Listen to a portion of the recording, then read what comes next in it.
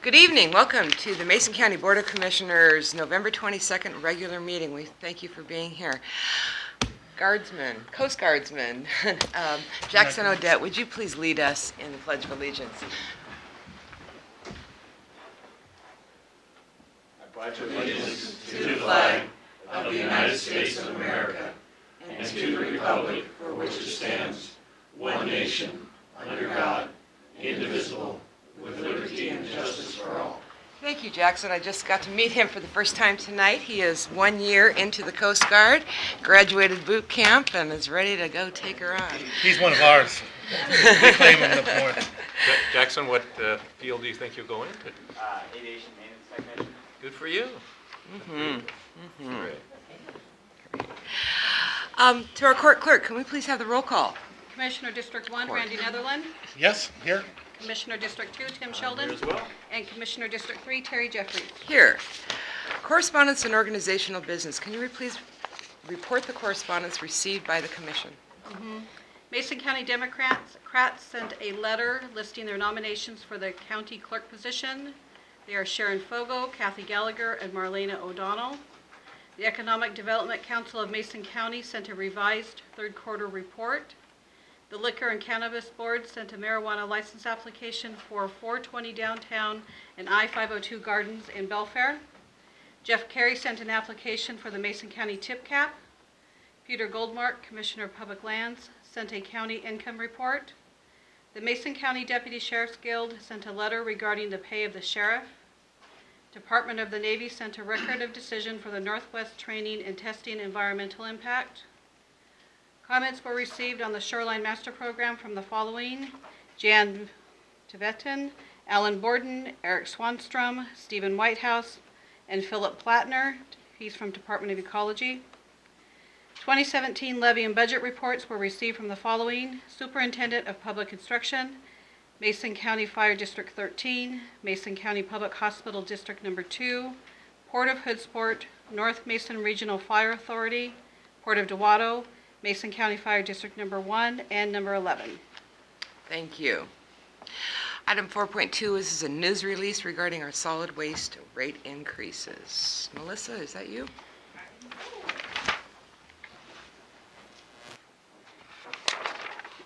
Melissa McFadden, Mason County Public Works. Per Mason County Resolution Number 105-07, disposal rates at all Mason County transfer and drop box stations will increase by 1.4% beginning January 1st, 2017.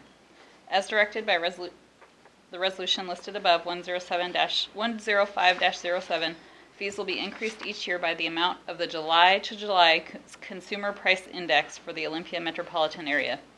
This increase will cover the annual cost increase experienced by the county to operate and maintain the Shelton, Hoodsport, Union, and Belfair transfer and drop box stations. Thank you. Item number 5, open forum for citizen input and opportunity to address the commission on any items that are not on the agenda. If anybody would like to address the commission, please raise your hand. Sir, you need to come to the... Yes, you're first. Come to the podium, state your name and your address if you'd like. Jeff Walton. I represent the Kylo family of 101, what's the address in Hidden Cove? 101 Hidden Cove Lane, Lilywop, I think is where it's at.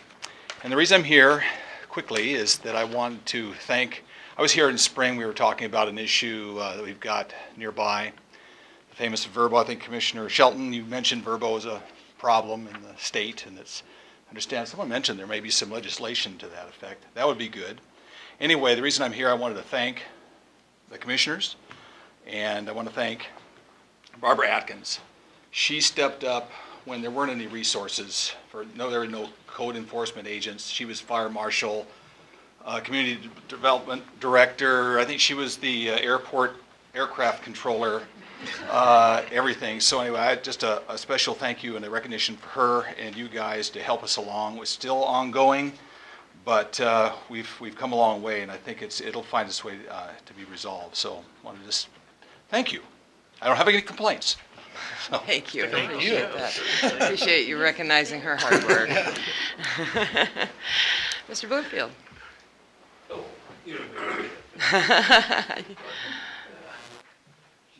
Steve Bloomfield, Southeast 391 Dahman Road in Shelton, and Commissioners, I was appointed to the truancy board for our school system a little less than a year ago. Now, we've seen a few children, and it's a growing problem in our community. Truancy is there's way too much of it, way too much, for varying number of reasons. And we've got a volunteer group, and it does take some staff time, but I think we've had a couple of successes.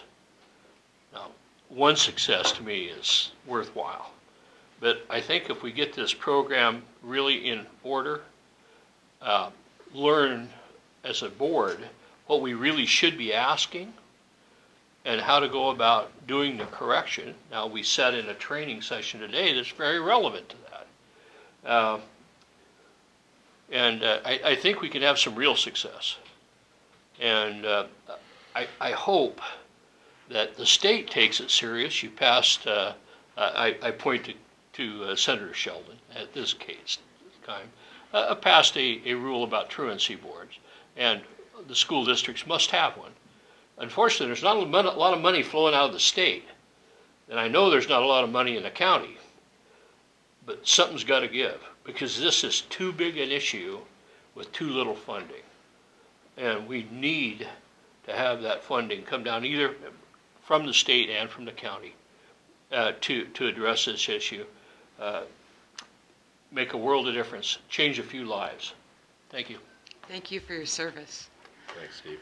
I just also want to acknowledge and recognize Judge Amber Finley's efforts and Jim Madsen's efforts to start the truancy boards here in Mason County ahead of the requirement and the legislation to do so. So we were ahead of the curve to some extent, but needed to grow faster than was planned. But their work there is just so admirable, and I appreciate that. Is there anybody else that would like to address the commission at this time? Mr. Davis.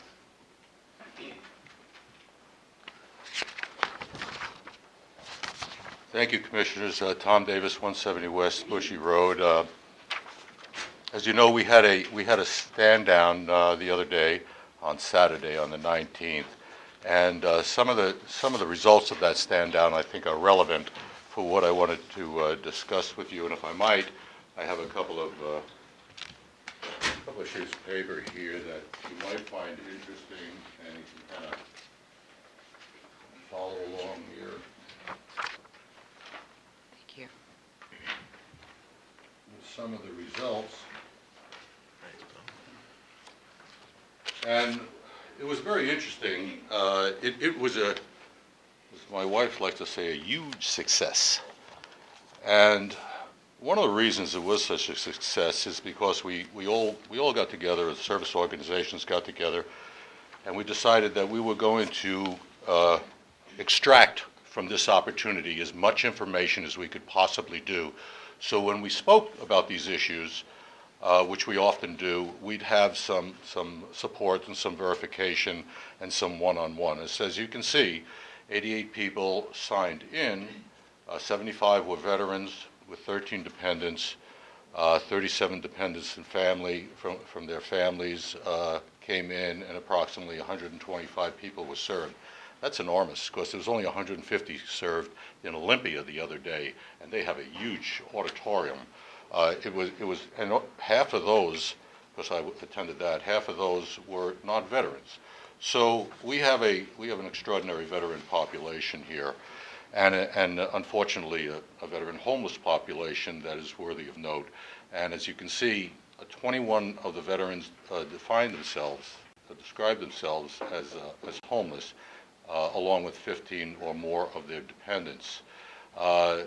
Some of the other things that we segregated out here, you can see health access. There was 11 of them requested health access, 7 requested employment, 5 education, 11 VA benefits, legal help. 8 of those veterans needed legal help, and 8 also needed financial help. And actually 3 of them had the wherewithal to recognize that they needed mental health and help, and some of those folks I've worked with in the criminal the criminal justice system. We were pretty, and then we took that information. I can't distribute this because there's names and telephone numbers, but we took that information. So each of these requests is then carried over to the individual.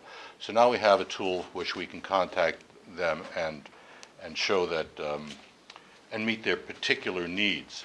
So this kind of puts us in a little bit more clear sailing when we look at the homeless population.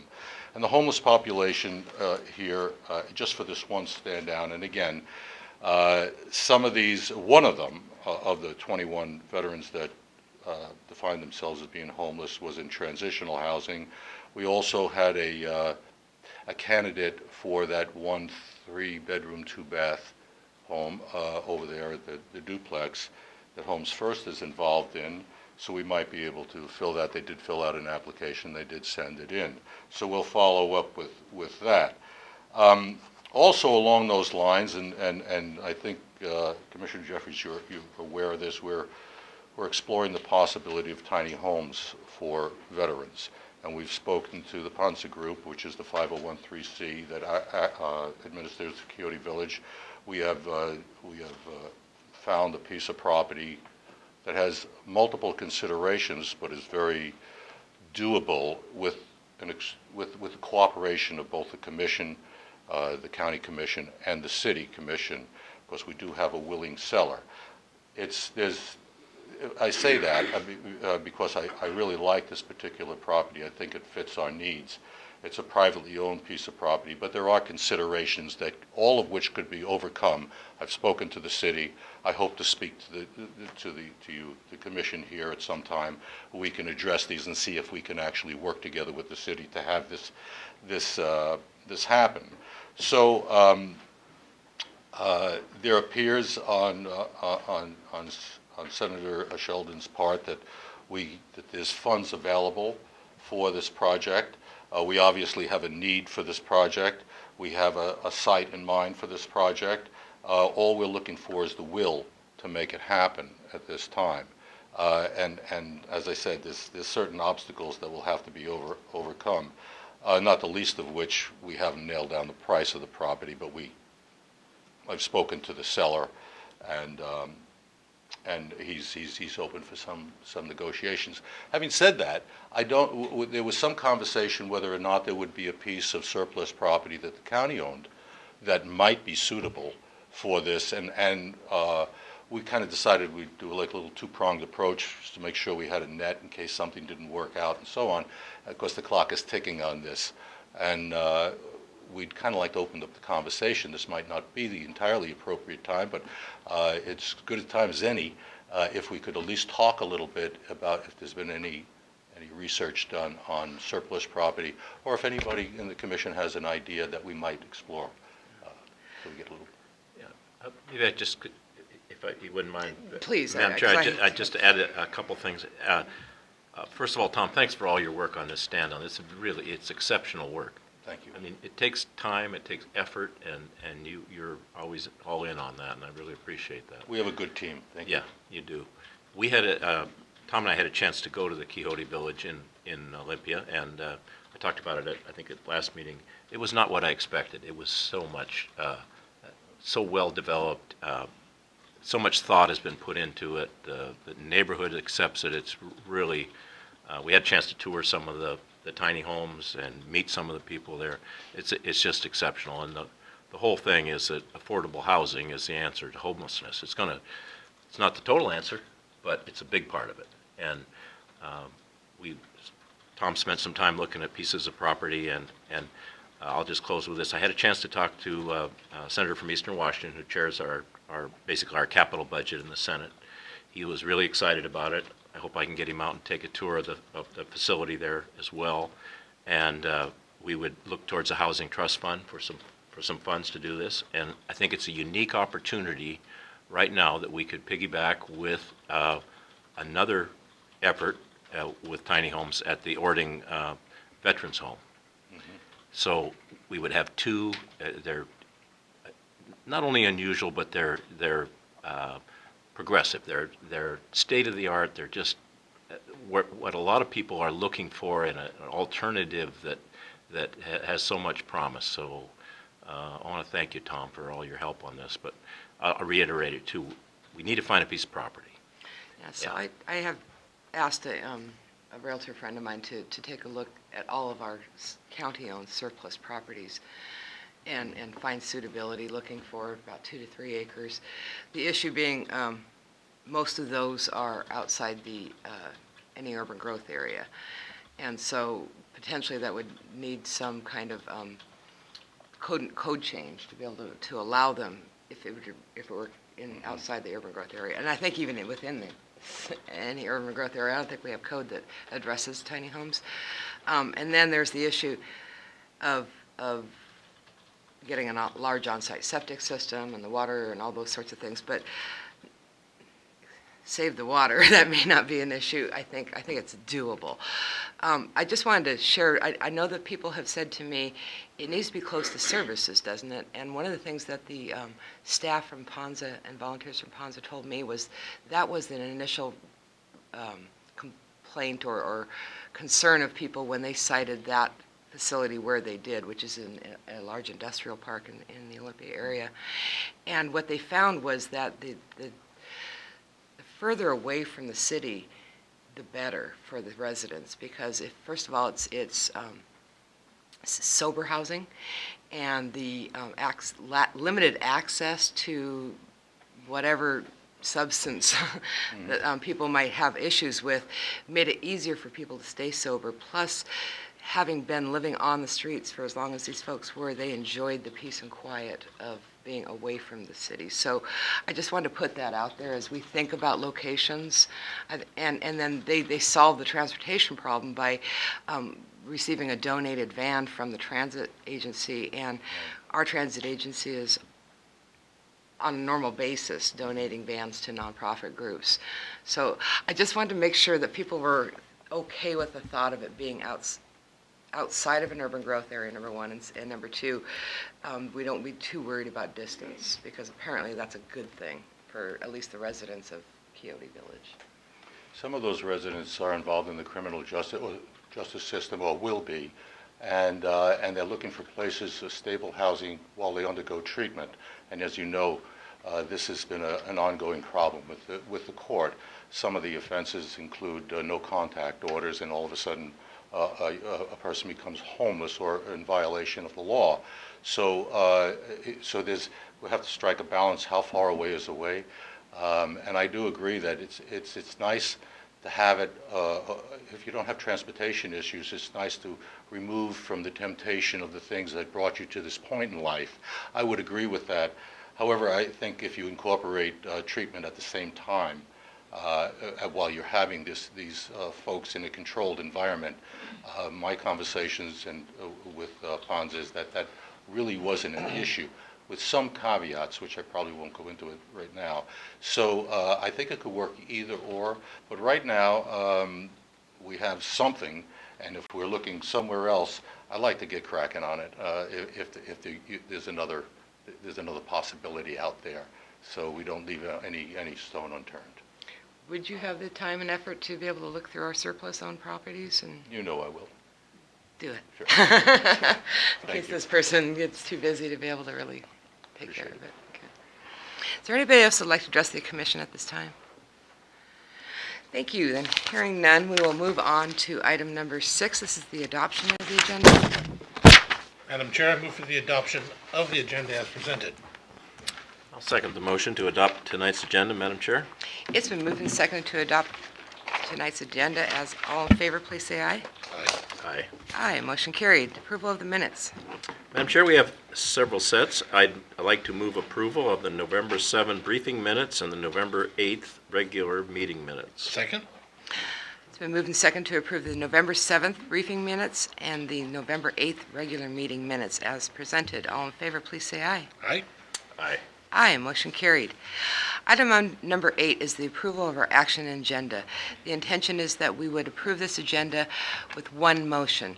We will read through each of the items. There are 12 tonight on the action agenda. After they've been read, people in the audience have an opportunity to ask any questions on any of the items, or to ask that any of the items be removed for separate testimony and a separate vote. I'm going to divide these up a little funny. I'll read item 8.1 through 8.6.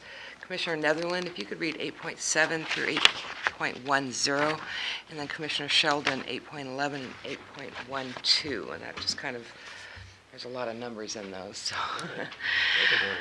Item 8.1, approval of the resolution establishing the Mason County Audit Committee to fulfill the county's responsibility regarding internal controls and financial reporting. 8.2, approval of the Mason County Capital Asset Policy, establishing a uniform policy and accounting for the county's real and personal property. 8.3, approval of the resolution establishing a policy for accounts payable split-year invoices.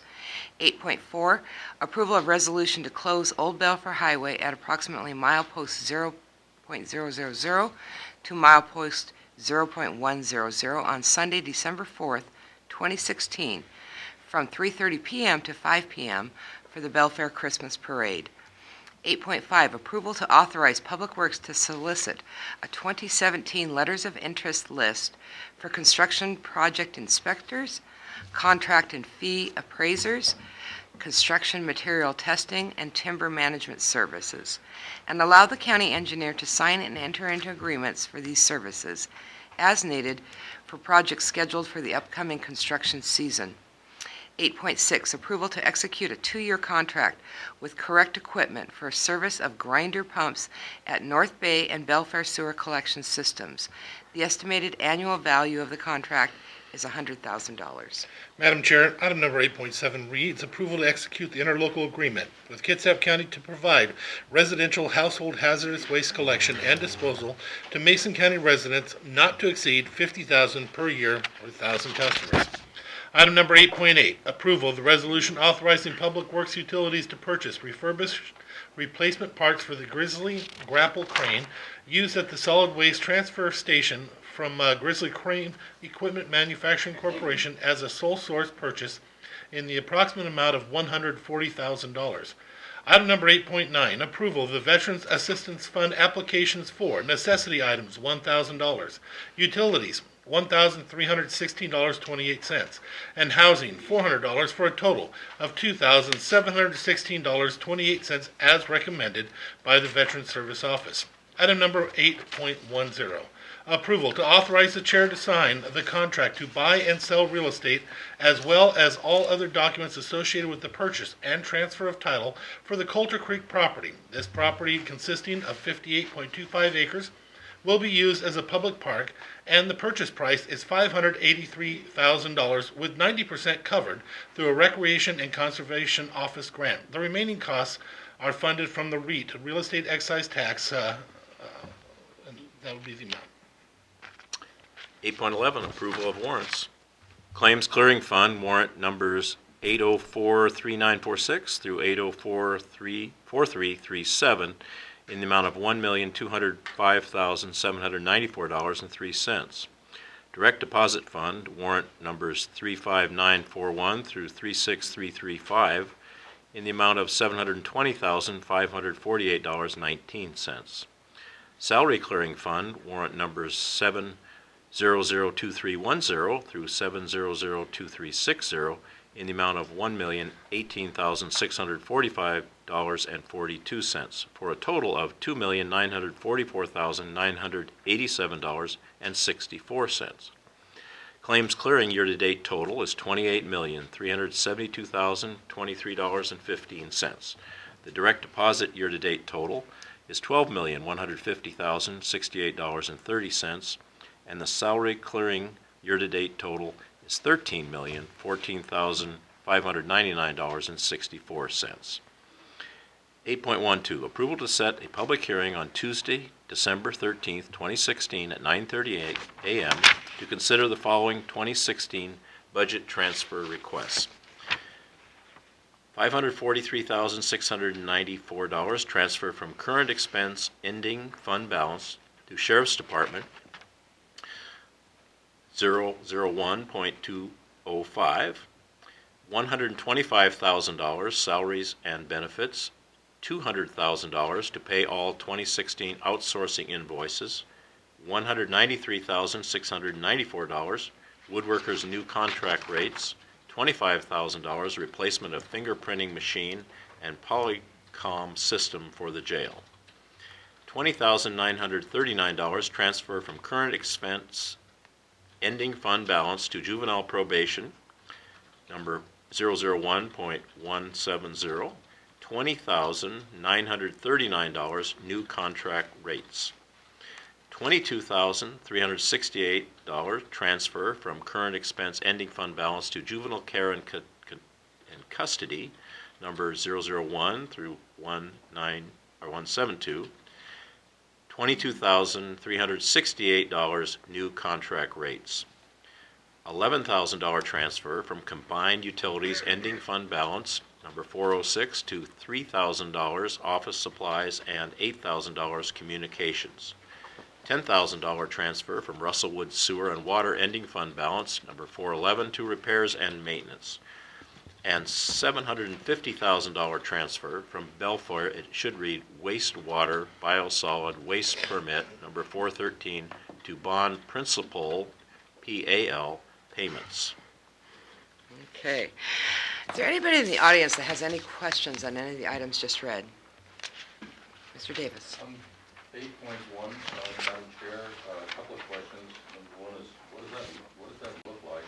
Do you mind? It's an internal audit committee, and will the funds themselves be audited, and just a little explanation. Okay, Leo Kim, Auditor's Office. Basically, Audit Committee is to look at the internal controls. Internal controls are the management tools that management uses to meet objectives, which is efficiency, effectiveness, compliance, and financial reporting. So basically, just make sure the county's functioning the way it should be, according to GAAP, accounting, and so forth. So it's pretty standard, kind of boring.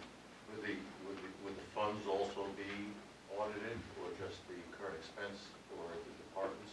Is there a particular, is this for the whole ball of wax?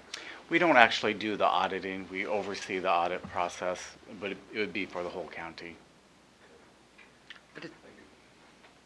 And then just to share, and I want to thank very much Mr. Kim and Commissioner Netherland and our auditor, our treasurer. That is the totality of the membership on the committee, correct? And the treasurer's office. Treasurer's office, finance manager, our auditor, and a commissioner. And basically what this group is busy doing, as you'll see in some of the other items, is setting up policies that are county-wide so that we are doing things in a very uniform way. One of the things we found over the last 3 or 4 years was that our inconsistencies across the county have caused issues when the state auditor comes in, as well as just in general. And so we'll be adopting a policy, hopefully tonight, regarding our capital assets and how we are accounting for them, inventorying them, et cetera, et cetera. And this is just the beginning, isn't it, Leo? Are there any other questions for Leo? Yeah, Leo, thank you, Madam Chair. Leo, is this recommended by the State Auditor's Office? It is. It's pretty standard practice. Every entity should have an audit committee or a committee that functions in that manner. Okay, so obviously it sounds like there's a need for that. Will they forward recommendations to elected officials and to the department heads or the board itself here? Basically, we'll be submitting policies for the board to approve. To approve. All right. So they're a committee who will make recommendations. So to speak. So to speak. Well, that doesn't give me much to go on. So is it a board that makes recommendations or decisions? We don't make decisions. We just prepare policies and oversee the audit process.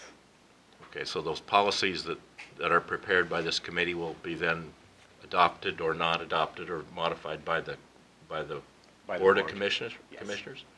Okay. And 8.2 and 8.3 on our, on tonight's agenda are two of those policies that have been forwarded so far. Okay. Thank you. Are there any other questions on any of the items read? Commissioners, do you have any other questions? Yeah, I have a question, Madam Chair. So I understand the account payable split year invoices, how we need a uniform way to handle those, because some things need to be paid in across 2 years, obviously, in December, January. But what about the 8.2? Establishing an asset policy, establishing a uniform policy and accounting for the county's real estate and personal property. So how would this deal with the sale of land? We as a county have been, in the last 5 years, been very diligent in trying to identify surplus parcels for sale. And there's other properties, for example, that the commission has chosen to log and sell the timber, and now I hear there's some talk yesterday of possibility of selling that land. So how those properties primarily surround our transfer stations in Union and in Hoodsport. So how would this policy deal with the sale of land? This would not. What this does, this is an asset policy that the state has asked for because we're supposed to keep track of all of our assets and disclose it and its values and the change in values. Everything, including some software, is going to be considered a capital asset.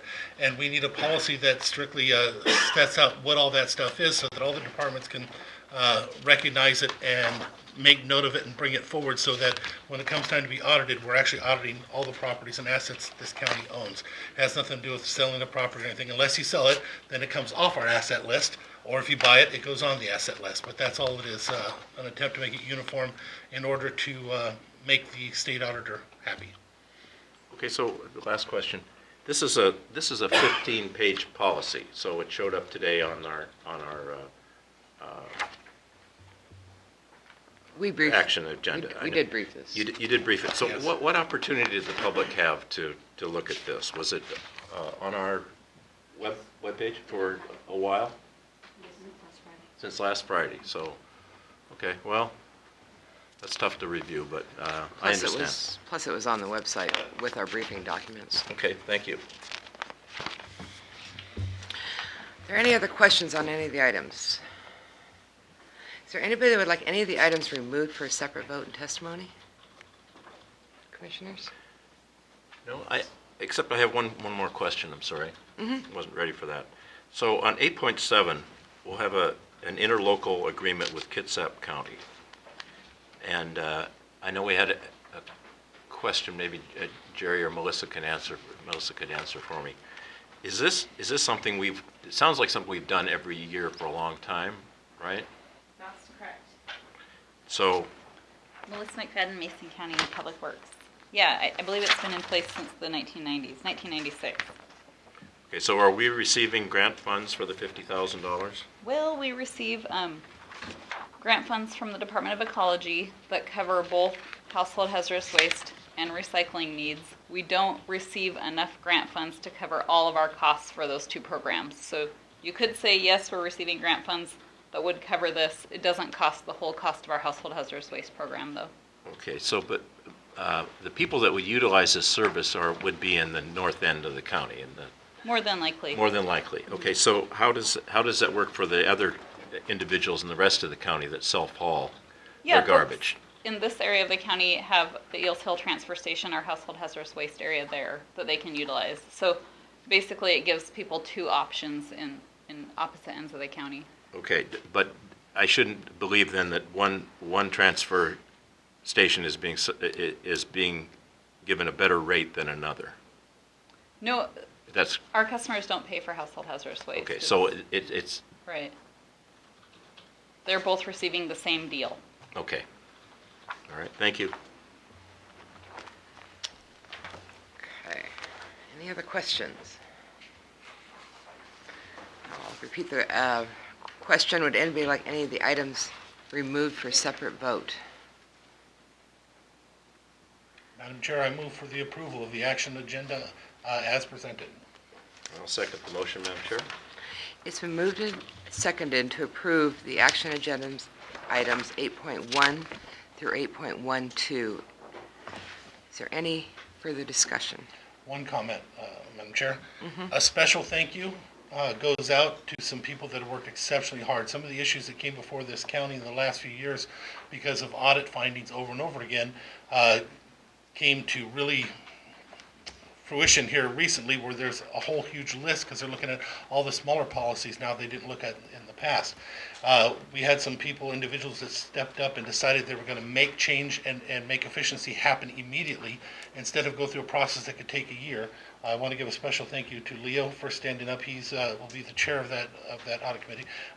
Madam Auditor Karen Herr, Lisa Frazier, and our director Frank Pinter, and from Public Works showed up Jennifer Byerly. And I just want to say that the way they were all working together to help each of the other departments and stand together has been wonderful, with the hope that this commission will get these things done, get them passed, and then stand behind what they're requesting as a group so we don't run into these problems in the future. So well done to all of them. Thank you. Do you have any comments or discussion? Just on one item, I'd like to compliment our Public Works and Utilities Department for working hard on this Grizzly crane. This is an infamous piece of equipment. You see it at our Ells Hill facility, which tamps down all that garbage into the container and operates electrically, so it's not spewing forth a lot of exhaust inside a building. And it's a unique piece of equipment, and they work very hard to find repairs for it. And I know you've been using an excavator there. That hasn't been fun. But I see, since I'm a self-haul guy, I talk to the people at the landfills, or their transfer stations, not landfills anymore, at our transfer stations quite a bit, and they're very excited that this equipment's going to be refurbished and online again. So thank you to those people that have worked so hard to find the right fix for this problem. And I finally want to point out item 8.10 I want to thank the Washington State Recreation and Conservation Office for the granting of the funds to be able to add 58-acre park in the Allen area, Coulter Creek. This includes over 1,000 feet of waterfront and tidelands. This is going to be a phenomenal asset to the community. We already have some land there at Coulter Creek, and this will add to that park, and I think that this will be a phenomenal park, especially because when we open more shoreline open for recreational shellfishing, it's always a good thing. So any of those any of those shellfish companies want to help seed that just for the general public, that would be wonderful.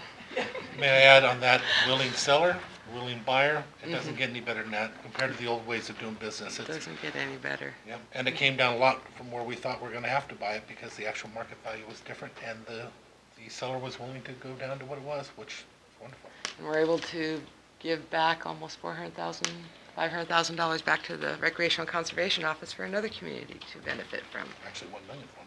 Yeah. Okay, so I will call for the vote. All in favor of approving all the items on today's action agenda, please say aye. Aye. Aye. Aye, motion carried. Thank you.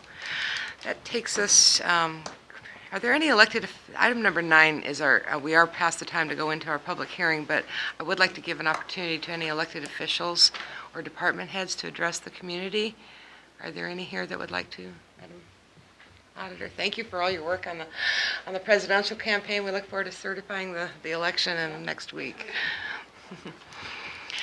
Okay, then we will move on to our public hearings. We have 3 public hearings tonight, so bear with us.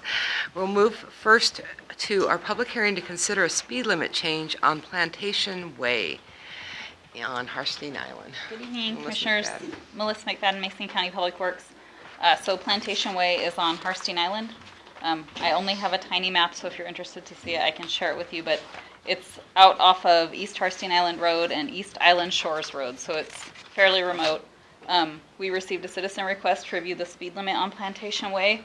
So the speed limit was set by Resolution 35-92 at 20 miles per hour from milepost 0 to milepost 0.2. Subsequent to that, the road was improved and extended out to milepost 0.56. The road's unposted beyond milepost 0.2, so unposted county roads are set at 50 miles per hour by resolution from 1981. So if a road's not posted, the automatic default speed limit is 50 miles per hour. So as a fairly easy fix, we're proposing that commissioners execute the updated speed limit ordinance to extend all the way from milepost 0 through milepost 0.56 to set the speed limit on Plantation Way at 20 miles per hour. Any questions for Ms. McFadden? Do you know approximately how many homes are on Plantation Way? I do not have that information, Commissioner. I apologize. That's fine. I'm looking at lots, and it appears that there are a couple dozen lots on Plantation Way. Okay. Thank you. Thank you. So we will open the floor for public testimony. Is there anybody who would like to testify on this item? Hearing none, I will close public testimony. Commissioners, deliberation.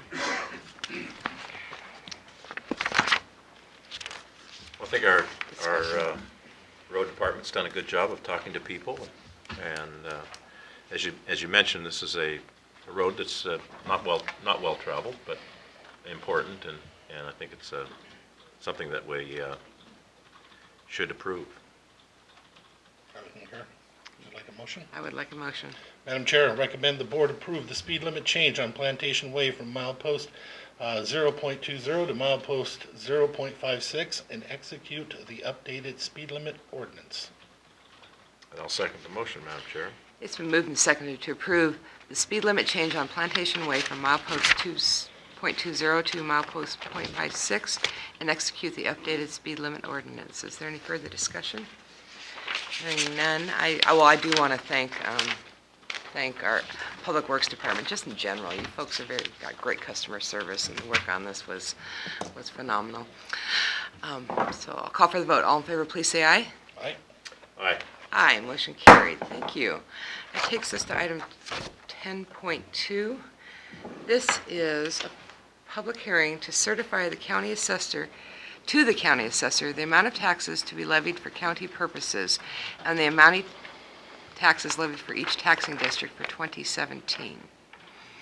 Frank Pinter, our Director of Support Services. Pursuant to RCW 8452.070, the Commissioners must certify to the County Assessor the amount of taxes levied for county purposes and for each taxing district by adoption of a resolution by November 30th. By adopting a separate resolution, the county is allowed to increase its budget by up to the implicit price deflator, or 1%, whichever is lower, from the highest lawful levy since 1985. For 2017, the implicit price deflator is 0.0953.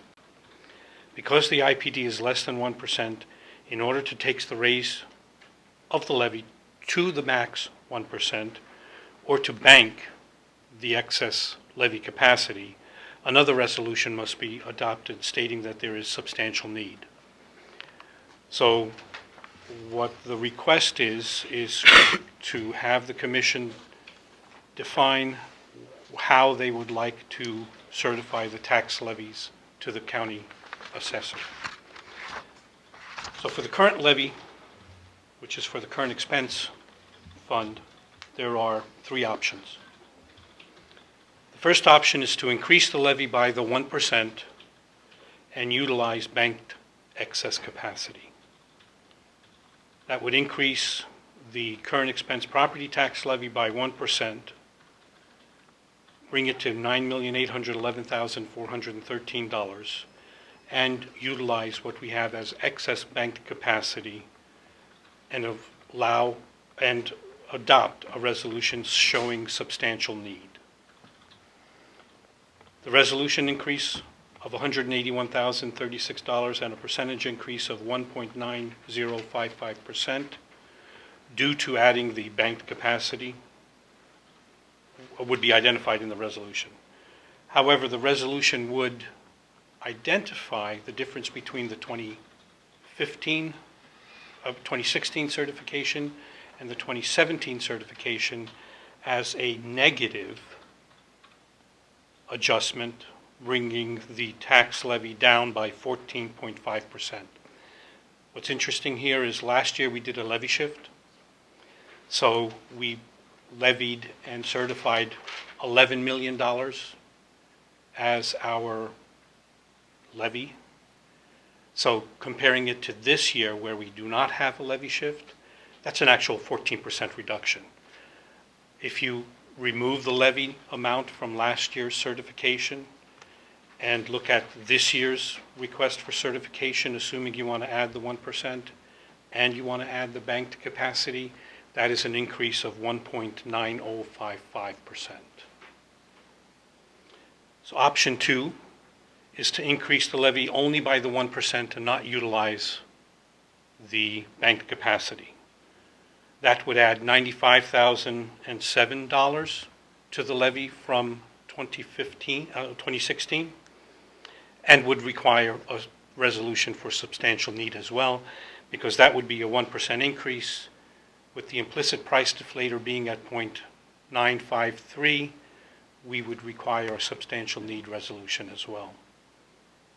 The third option is to not take the banked capacity, not take the 1%, and use set the levy rate at what was the 2016 levy, and take the money and bank it into capacity for utilization at a point in time in the future.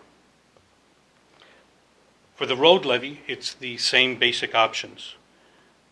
The recommendation is to not utilize bank capacity and not take the increase for the road fund.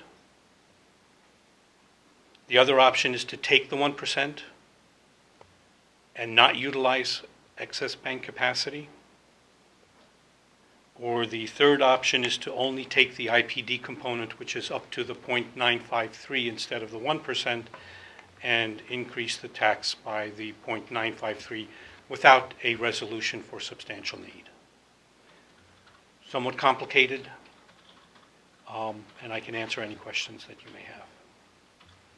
Commissioners, Other questions? I have a question, Madam Chair. please. So Frank, thank you for laying this out for us. It is a complicated issue. Under the current expense levy, adopting one of these options, option 3, no action, keeps the property tax levy for the county at the same rate. Correct. Well, Okay. at the same dollar amount. Same dollar amount. Right, the rate is based on what the assessed value Right. is, so that it's the same dollar amount. So we're not raising taxes. Correct. Now, that doesn't mean your individual house might change with your assessment, but we're not the But county's we're not not raising. raising the County's dollar not raising amount. taxes. And in option 2, you mentioned because of that levy shift that was done last year, if I got it right, the amount would increase 1.9055%, almost 2%. No, that would be option 1. That's option 1. Yeah, in option 2, it would only increase by 1%. Okay, so So the so the tax would be $95,007 higher than what it was last year. option 1 increases taxes by 2%. Correct. Option 2 increases taxes by 1%. And option 3 keeps them flat. And option 3 keeps them flat, okay? Any other questions? Does anybody in the audience have any questions on what we're discussing? Yes. Frank, 171 pages of documents on the packet, not one of them addressed this issue, so you'll have to excuse me because I really, there was no background whatsoever, so we didn't know what you were, what the public didn't know what to expect. My obvious concern is how this will affect the funding for the particular fund I have a passion for, and how that's going to, how any changes in the current expense fund will impact the Veterans Release Fund. Because the only 3 county funds here are the current expense, the Veterans Relief, and the mental health. And I noticed that the levy keeps fluctuating, and our revenues do not rise with the property values that are assessed. For instance, in the last, I'm sorry, this is my comment section, I'm getting carried away. So is this going to affect at all the Veterans Relief Levy, what's being done here tonight? It will not negatively affect it. If the increase is to, if the decision is to increase it up to the implicit price deflator or to the 1%, it would add 1% onto your revenues for the Veterans Assistance Fund, which would be a couple $100. At the very minimum, if there is no change, it does not change the revenue coming into the Veterans Assistance Fund. But it would change all the levies if we get the 1%, or we get. It would change the levies, yes. And all in a positive way, and there would be more monies extracted or generated by the levies. Unless option 3 is checked, which is no change. Are there any other questions? Thank you, Frank. Sure. So I'll open up the floor for public testimony. Would anybody like to testify on the item, the question before the commission? Mr. Davis. Commissioners, Tom Davis. I'm going to do this despite my better judgment. And I don't know when at appropriate time. I was hoping this was the appropriate time to talk about this, but I will say that in the last 6 years, we have generated more revenue of property taxes. We've generated $11 billion more in property taxes from 2010 to 2015. But we were expecting that to be reflected in more money coming into, and again, I'll speak just to the one fund. That didn't really happen very much, and when I look back historically, I see that we were getting $85,000, $95,000 back in 2010 and 11 when the property values were significantly less, and we didn't, when the tide comes in, all boats are supposed to rise. Ours didn't.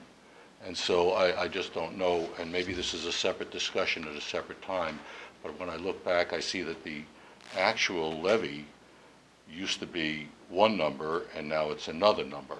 And I don't know how that happened, so I went up to the treasurer's office, and I also went to the assessor's office, and they tried to explain it to me, but it was fairly complex, and the levies are probably the hardest thing to try and explain. We had someone here a long time ago who knew better than most. But I see that the current expense, the way it was explained to me is that the current expense will dictate the levies that are subordinate to it, and that would be the county levies, the Veterans Relief Fund, and the Mental Health Fund. So what I'm kind of asking, and maybe at a separate time we could discuss why we haven't, these levies don't rise appreciably along with the property tax revenues. That's all. That's just a statement because I'm getting the sense that this is not really the time to talk about this particular issue, but it is a levy, and we are certifying the levies, and I'm looking at the 2016 Mason County levy certification. I would have liked to have got a little bit more information on what's being proposed, but there was none available, so I'll do the best I can. One of the reasons, Tom, the last few years, because we haven't been taking any increases the last few years. I'm not sure about the 11 million though. Has it increased? Mm-hmm. Yeah, because it's an odd number for what we see, because what we have is the new construction during those years that is still captured, and that should transfer over. I don't know why it wouldn't. We'll have to look into that and see if we have a misunderstanding there or if there's something wrong. Yeah, the treasurer puts out a real nifty little report each year, and so I've been tracking it since she's been doing that, and I spoke with her directly, but there is something that goes on with the current expense fund that seems to impact the veterans levy, and I assume it impacts whatever else is considered a county levy. So maybe we can have that discussion at a later date. I'd like that. Frank would like to address that question. One of the things that we've spoken about in the past at the Veterans board meeting is the ability of the Veterans Board to come forward to the commission and ask that the rate of that tax for the veterans be increased. Currently, it's at the lowest possible rate allowed by the RCW, and if there is consideration and a request that that rate can be increased. So that is one vehicle that can be utilized. Understanding that because it's a function of the entire current expense levy, the increase that's afforded to the Veterans Assistance Fund would deduct from the current expense component of the total levy. Frank, is that something that can only be done during a budget time, during a situation like today? It can be done at any point in time. So we can change the levy during the... Well, it will affect the next certification, certification, but the that's request can come at any time. But So- the levies are, I apologize, the levies are being adjusted. Right now. Yeah, they're being adjusted right now, and if we pegged it at a particular levy and just left it alone, then we would stabilize the fund, and we'd know what to expect simply by how much property taxes was generated. That's so we would try. That's where I was going with this, to stabilize that levy. And where the complexity is we're talking about a levy, which is a dollar amount. A rate is a function of that dollar amount divided by the assessed value to come up with a rate. And that's going to change because the dollar amount may be changing or the assessed value may be changing. So a rate is not indicative of what you're getting as much as the dollar amount is that the commission is asking for in the levy. Okay. And that's why it's somewhat convoluted. But we could also have a briefing on this, and you and I have talked about this before too. I don't know why we've never gone further with the conversation, but maybe it's time to have a briefing and let's talk about it. Okay. Yeah. And again, the caveat is the rate for the current expense is a levy for the current expense is a complete levy, and any increase either to the mental health component or the veterans assistance is a deduction from the current expense item. Because of that 1% limit? No, because the levy is a combination of all three. Of all of them, okay. Yes. But Frank, what is you mentioned we have the lowest rate possible in the state at the county right now for veterans relief. What is that rate? It's less than 2 cents? 0.08? No, it's 1.08, 0.8 of a cent per Correct. $1,000 of property value. And So- that's expressed in a decimal here, which will drive you nuts. Yeah. It's How many zeros? How many zeros? So the board could take an action on that. Could raise that. Yes. The range is the lowest at which we are, and 27 cents. So anywhere in between that would Yes. be a real boon. Right. Yeah. So the board could take action on that. But as Frank said, if we take option 3 here and no action, it might impact the Veterans Assistance Fund a couple $100. Actually, I think what I said was if we take option 3, there is no impact. It is no If we take impact. option 2 or 1, there may be an increase of about $700 I see. into the fund. Okay. Thank you. Thank you. Is there anybody else who would like to testify on the question before the commission? Hearing none, I will close public testimony. Commissioner deliberation. Well, Madam Chair, I will move that the board adopt option 3. Take no action, levy rate remains the same as 2016, and nothing is banked. And the reason I want to do that, make that proposal, is that in this last election, we saw a property tax increase on the ballot fail by 2 to 1. 2 to 1. I think it was almost 65% of the voters turned down the property tax levy for parks and recreation. So I think the voters feel that they're tapped out, that the economic engine that is engulfing and running Seattle and some of those urban areas is certainly not happening in Mason County. And I don't think it was really an election about Republicans versus Democrat. I think it was an election about rural versus urban. I noted that one precinct in Seattle, the Wallingford precinct, was 173 for Clinton, 0 for Trump. What a homogeneous neighborhood. But that's an aside. I just think that we have a time right now when we can give back a little bit to the citizens of Mason County that pay those property taxes. And I'll just close with this. I have people that call me, and they're older people, and they say, you know, I am paying more in property taxes now in Mason County than I ever paid for my mortgage. I finally got my mortgage paid off, but my property taxes are now higher than what my mortgage was because they've always gone up. My assessed value has gone up, and that mortgage payment stayed the same for them. So it's really tough, and I think it would not impact us as a board.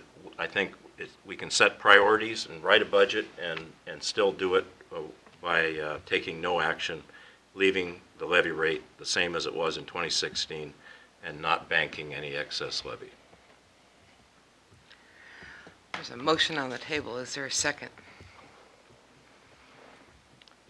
Since there's no second, the motion dies for lack of a second. Is there any other action? Madam Chair, I move for option number 1, increase the levy by 1% and accept the bank excess capacity. Reason being, for the last several years, we have not taken that on purpose, and we've done our best to take care of our communities. But as many of you know, we have contracts that come in every single year, sheriff's contracts and corrections contracts, and 4% here and 3% there, and it's just not possible to keep on doing it. I know the commissioner said it would have no impact, but if he was at the budget meetings with us, he'd know that currently, minus that, we'd be doing some more layoffs and stuff like that. This is not something that I want to do because, like I said, in the last few years, we fought it and been able not to do it. But I have not seen any other option but to do it in order to make budget this year. Is there a second? I will second that motion, and I'm seconding it because I did spend the last two weeks cutting $7 million worth of budget requests out of the budget and trying very hard to retain contractual obligations to our employees. Mason County has suffered of brain drain and a loss of very well experienced employees and skilled employees to higher paying areas. And we do what we can to retain the best and the brightest here with very, very small wage increases of about 2%. Unfortunately, our laws only allow us a 1% increase. I think since the implementation of this 1% lid, it's just been known that the cost of government doesn't stay at 1% either. Tried really hard over these last few years to maintain a 0% increase, but this is a year that we're going to need this increase. Is there any further discussion? Well, Madam Chair, obviously I disagree with this option 1. I think Frank mentioned it'll raise our taxes by 2%. Just under. Just under 2%, 1.9055%. So I'll round that one up. It's going to raise our taxes by 2%.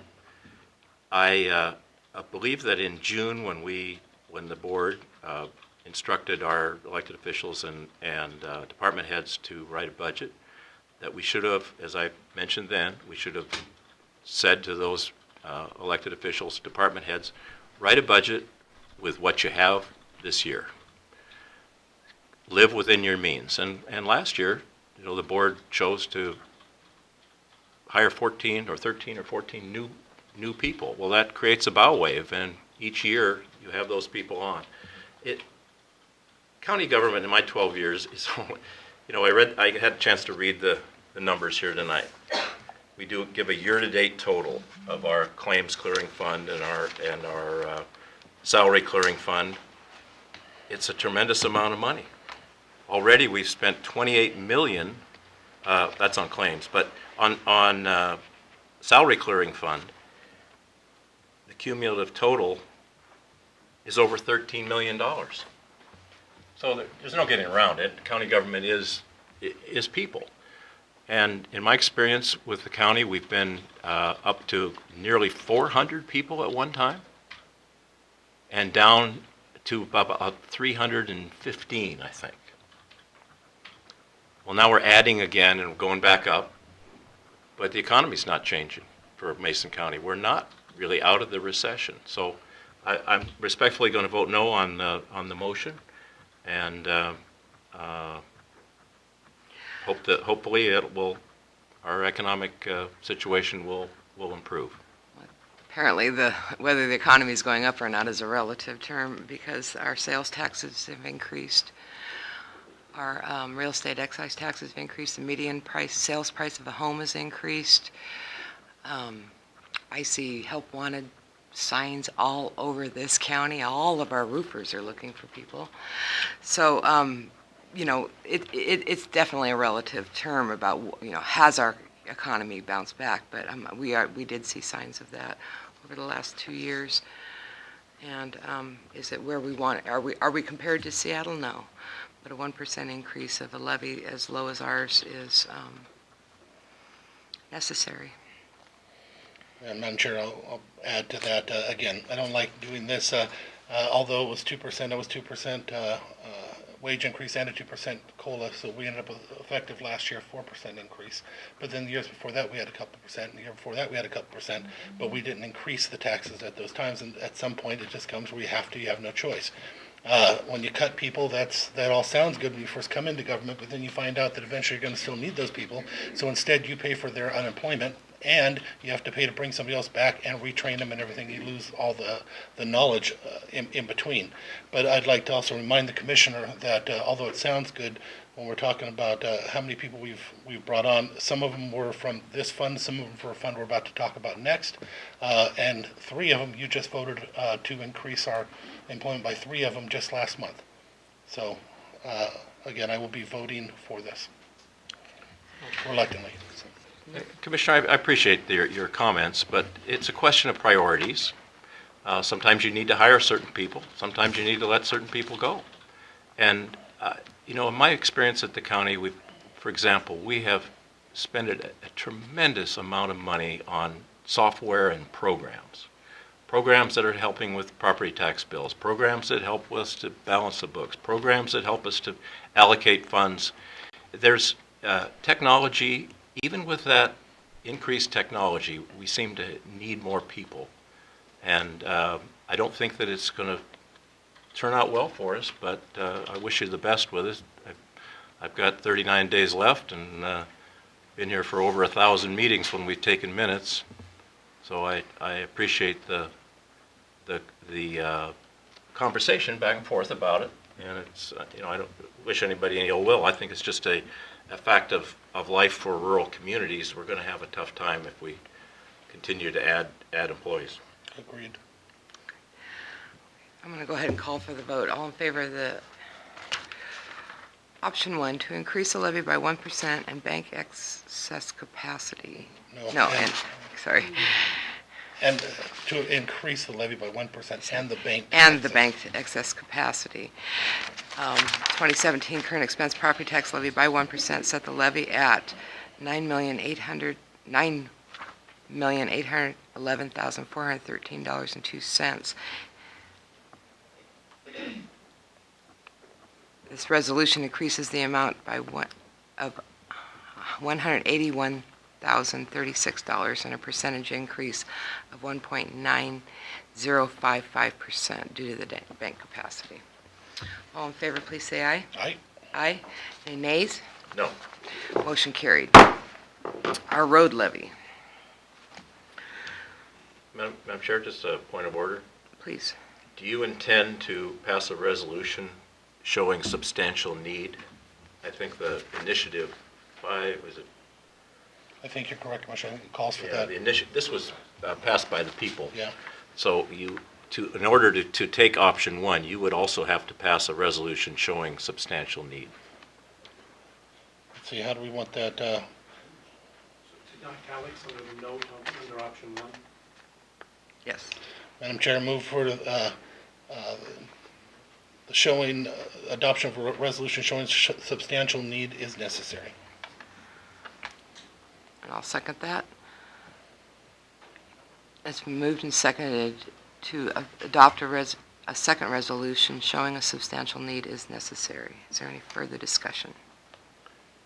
Well, Madam Chair, I'm not going to vote for the substantial need. I've expressed some of the concerns I have. I feel that it's tough to justify when we have some options to ask, for example, for departments to live within their means or to have no increases. I think we have some options in the way we do business. I would also say over the last couple of years, we've cut some timber on some parcels, and that money has gone into the general fund to take care of some other issues or other programs. So I don't believe that we could show the average taxpayer in Mason County that this resolution showing substantial need is justified. Madam Chair, I would like to comment by saying thank you to those elected officials that did actually cut below what they had been doing, especially with the contract, employee contracts that increased the need on their budget, but some of them still made cuts in order to get below it. I did attend all the budget briefing meetings, and we did have the conversations with them that you were hoping that would occur. They did occur. We were there and had those hard discussions. We came up with decisions that were very hard and asked them to do some serious cutting in order to get where we needed to get. So again, in my closing statement, I'll make a thank you to those elected officials that stood tall, found a way to come up with the money, especially we're talking $7 million different from what they were asking for when it started, to get us where we need to get. We're currently $34,000, went from $7 million to $34,000. If what we put together today goes through, difference is all we need to come up with this adjustment. So thank you to them for the tough cuts. I'm going to call for the vote. All in favor of adopting a resolution showing substantial need, please say aye. Aye. Aye. Any nays? No. Motion carried. Our road levy. Thank you for reminding me about the resolution. You bet. Who's doing it? He's already, no, have you presented the road levy? Yes, So you want to do it at that? Okay, then Madam Chair, I'll move for option number 3. What is it, option? No, what do we got here? I want option 1. I would like to not accept the 1% on the road levy and to bank the capacity for future. So on this, we have 2 different budgets. For those that don't know, we have a road levy budget and our general fund budget. The first one we were talking about was our general fund budget. There's a second one that levies the road. That side of it actually brings in a little more money, but we're good on that side of the budget, in my opinion. And so my motion is to not take the 1% and to bank the capacity. Is there a second? I'll second. It's moved and seconded to reserve the utilized bank capacity for future use and not raise the road levy. Next time we need to have that written out better. Is there any discussion? Well, thank you, Madam Chair.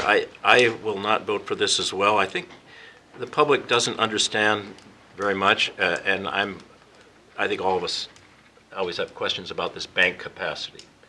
I think it's a method of voting yes on this option and telling the public you're not raising taxes, but what you're doing is reserving the ability to go back, and I think it's up to 6 years, 7 years, the ability to go back 7 years with another vote and grab that capacity that you told the voters you were foregoing. So I'm not going to vote for it. Any further discussion? I'll call for the vote. All in favor of the motion, please say aye. Aye. Aye. Any nays? No. Motion carried. I Thank you. think we're going to do the same motion, though. Yes, I was gonna, we're doing 1% now for Yeah. deputy, right? correct? In order to do No. the banking, you do have to do the This is substantially. substantial. Madam Chair, I move that we have a resolution showing substantial need is necessary. I'll second that. It's moved and second to approve a resolution showing substantial need to bank the capacity, 1% capacity of the road levy. Any further discussion? Well, again, Madam Chair,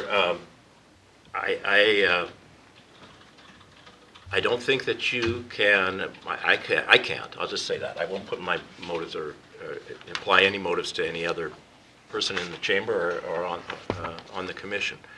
I just could not stand in front of a group of citizens, property taxpayers, and say that there is a substantial need for additional taxes or banked capacity being utilized in the future for our Mason County roads. Given the fact that we have good management out there, I think we have a good road system. It's well maintained. We can always do more, and part of that is good management, and I think we do have that better management in charge right now. I'll go ahead and call for the vote. All in favor, please say aye. Aye. Aye. Any nays? Motion carried. Thank you. Takes us to item 10.3, and this is a public hearing on a rezone request. Barbara Adkins. Frank, there's still the third item of the need to continue for the certification of all the other levies. I'm sorry, that's correct. If I may, Madam Chair? Please. we have a resolution to certify the levies for the other entities within the county. The assessor has not received all of the certification, so we're going to need to postpone the certification of the levies for the other entities within the county until the next board meeting, which will be December. But it says here it's due November 30th. That is what the Department of Revenue requests, but some of those Not hard and assessments will fast. not, Department of Revenue, some of those other entities will not have their levies to the assessor before December 1st. Madam Chair, I move we table the certifying levies to the assessor until our December 6th Tuesday meeting. So if I might ask a question, Madam Chair. So you're delaying the vote until a date certain, which is December 6th. 6th. They should have all the levy information by then. The assessor is saying that she's expecting them in by December 1st. So the commission's next meeting would be December 6th. And so these are all the levies, certifying the levies of all the other... The fire districts, the hospital district, the Would library they all be districts. considered special purpose districts? I'm sorry? Would they all be considered special purpose districts? Some of them, others, they're Not all. districts within the county. Okay. So I would second the motion, Madam Chair. Okay, I want to clarify the motion. There's a motion to table certifying all other levies until the December 6th meeting. Is that correct? That's correct. Is that what you're seconding? I'm seconding that motion. Okay, so moved and seconded to table the certification of all other levies until the December 6th Board of County Commissioners meeting. Is there any further discussion? All in favor, please say aye. Aye. Aye. Aye, motion carried. Thank you. Thank you, Diane, for that reminder. Now, item 10.3, My turn? please. Thank you. Barbara Adkins, Department of Community Services. This is a public hearing to consider the rezone of 3 parcels in rural Mason County on McEwen Prairie Road from rural residential 20 to rural commercial 2. The applicant, Nathan Stout and Patrick Paradise, submitted an application originally to the Planning Advisory Commission for the rezone of 4 parcels. And I have maps here that are bigger than what's in your staff report. I don't know. The original, well, it was all 4 of these originally. So this gives you a better idea where these parcels are located. These are vacant, undeveloped parcels, like I said, on the McEwen Prairie Road in rural Mason County. The first hearing for the Planning Advisory Commission was on July 15, 2016. After considerable public testimony received that night, that hearing was continued. The applicant did reconsider their original proposal and scaled it back down to 3 parcels instead of 4. The reason for that was to remove the parcel that's At the intersection? So I'll just point it out to you. To remove this one, to put some space between their proposal and the residential area right here.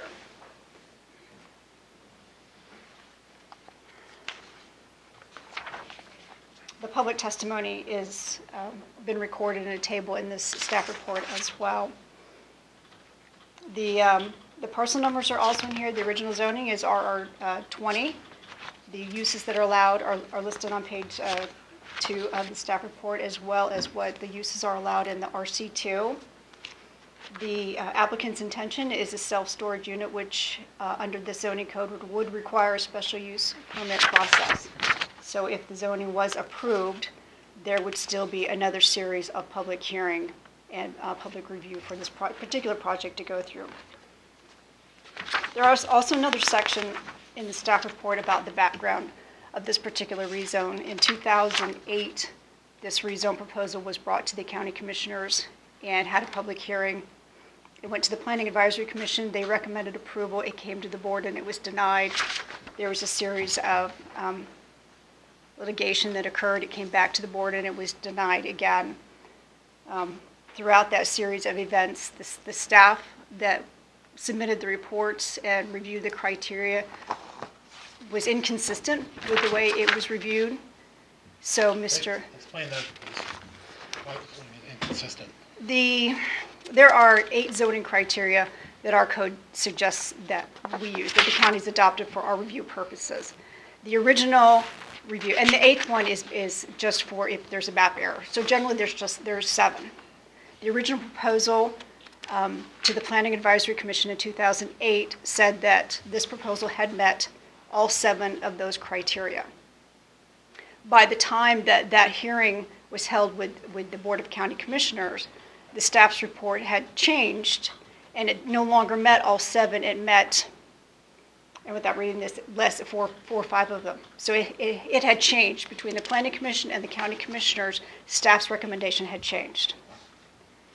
That, of course, triggered a LUPA brought by the applicant that there was something that wasn't right with that particular process. So it came back to the board again.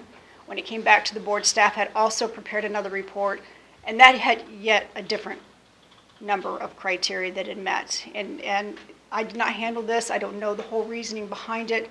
Reviewing it, couldn't really determine exactly why there were so many inconsistencies in what staff was bringing forward. But the applicant decided to perhaps try this again, clean slate, let's start over and review it.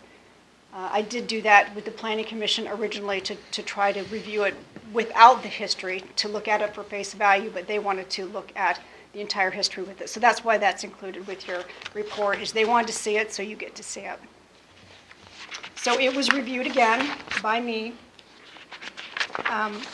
without reviewing what the prior staff person had done, doing my own review of it.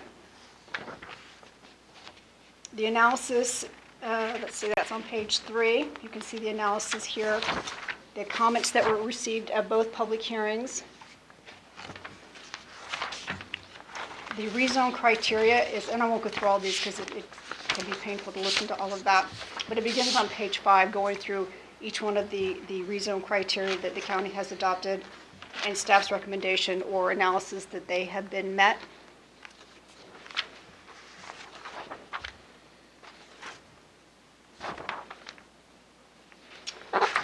And moving on to page 9, I did include a small section in there on spot zoning. Spot zoning has come up in the past when we're looking at rezoning in areas that may be different than their surrounding zoning, so I wanted to put a little bit of background on what spot zoning is to suggest that this would not be considered spot zoning based on the research that I found. Spot zoning is something that, according to what I reviewed, would be something that serves a single private interest, is arbitrary and capricious, And I wouldn't consider this, although it is different zoning than the surrounding, to be an arbitrary or capricious, and it wouldn't serve a single person, it would serve the community if that particular use was put in place. There were public comments received, written public comments received that are also attached. They're listed out, there are 7 of them, including a series of pictures that were submitted by Mr. Wildman. The Planning Advisory Commission eventually, at the second hearing, recommended approval, but they also recommended that the applicant combine all 3 parcels instead of having 3 separate, and the reason for that is if one parcel is developed into the use that they are considering doing, it leaves the other 2 parcels also developable as rural commercial lots. And their suggestion was if they were all 3 combined, then they can only develop that one lot into that single use as opposed to potentially 3 separate uses. So that was their recommendation. However, in order to obligate the applicant to that, we'd have to enter into a development agreement between them and the county. That is something that they would do upon approval of this. So it's kind of with you now as a recommendation from the Planning Commission. Okay, so that's not an activity that would happen at building permit request time? Right, no, that would be an agreement between them, the county and the property owner, to consolidate them. I mean, he could do it, they could do it if they chose to. We couldn't force them unless there's an agreement in place. Thank you. Anything else? No, I know there's a lot of information there. And I hope you've had a good bit of time to go through it. It has a history. Is there any questions from the audience for staff? Any questions from the commission?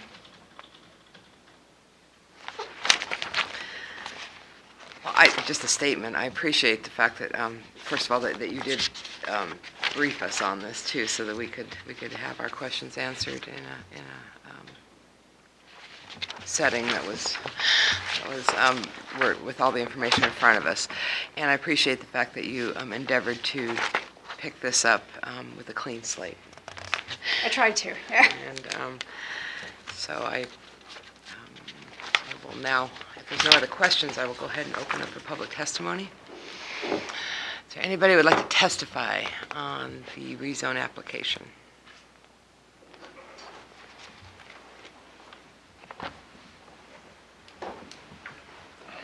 My name's Bob Woods. I'm a lifelong community member here. Actually worked for the Mason County Facilities Department for 15 years. Yeah. When did you leave? Recently retired out of the school district, so. Oh, okay. Hi, Diane. I'm in favor of this rezoning.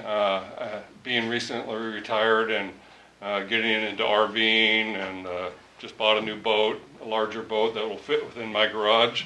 The need for open RV type facilities here in Mason County is huge. There is nothing available. If you're able to find something, it's gone within minutes. So I'm highly in favor of this. I think the moving back to 3 lots is very reasonable for the commission to consider. It does give them the spacing that they need, and I just really want to encourage the commission to go forth on this. I mean, it'll be full within probably a week. The need is that great, so that's what I want to impart to you folks is this is not a well put together facility that I'm sure that the people, the planning commission and everybody will make sure happens, is going to be a huge benefit for this county. Thank you. Sir? Do you have any affiliation with him, or do you live right there, or? No, nope, I live out on Lake Isabel. So Just wondering what brought you out from Lake Isabel on the project. I know Nathan Stout, and he has been a friend for a long time. I actually worked with him with the county here. He was the county's plumber for years. Probably still does. Other than that, I have no affiliation other than I was made aware by Nathan that, what did I think of, the need for RV around here, and parking and stuff like that, and I said, build it, put me on your list. I mean, no, I have enough space in my own place. No, I don't need this facility, but That's my only affiliation. Thank you. Thank you. Can't live here all year. Sure, just one quick question. Sure. Thank you, Madam Chair. What do you think people are looking for, maybe in proportion, for covered storage for RVs or open area? Covered storage more than anything. Yeah. We have tons of mini storages around here, but you've been around, you've seen the RV storages, the open end, where there's rows of them, Right. and they're covered to put your boats and stuff. That's all we need. You don't buy a $60,000 boat or a $100,000 motorhome and leave them out in the open. You need a covered top. And I'm assuming that's what they're going to be building, but the heated storage and things like that, no. Open storage, people can put them out there in yards for that kind of thing. The covered Yeah. storage is the huge need, in my And opinion. you can put a dehumidifier in them and Oh, yeah. helps a lot. But Yep. Thank you. Thank you. Thank you, Mr. Woods. Anybody else like to testify on the question? Good evening, my name is Dave Killeran. I just wanted to echo basically Mr. Woods' testimony also, in that the availability is basically non-existent in the county. There is some covered and heated areas that are not necessary for my use and also very expensive. The access, well, there's closer storage facilities to me, but they don't offer the open space. This is on a major county arterial, so I don't think the traffic impact should be significant to anybody. I have 2 trailers that I'm keeping on a city lot, both work-related. I don't use them all the time, so I would like a place to rotate and keep one out of the weather. And that's basically all I have to add. So the city lot here? Yes, in Shelton. Thank you. Thank you, Mr. Killer. Anybody else like to testify? Ms. Van de Hey. Oh, sorry. Good evening, Commissioners. My name is Thad Bamford. I live in Oak Park, which is a small rural development there, and I am in need of some storage units for a boat and an RV. Right now, I do rent a storage unit at an alternative space, but I am still in need of like an open covered area for my RV. This last year, it got covered in pitch, and I haven't quite gotten to the top of it yet to clean it all off, but if I would have had a covered area, my property's not large enough to build something, so I'm in favor of adding storage that would be right down the street for me and also close to some lakes. Thank you. Great, thank you, sir. Ms. Van de Hey.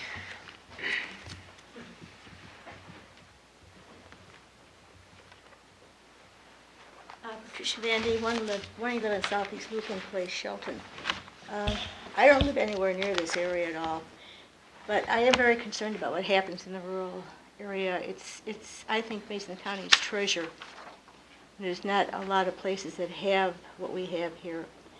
And the other thing is, I think that we are all bound by the rules and regulations and laws that are set up.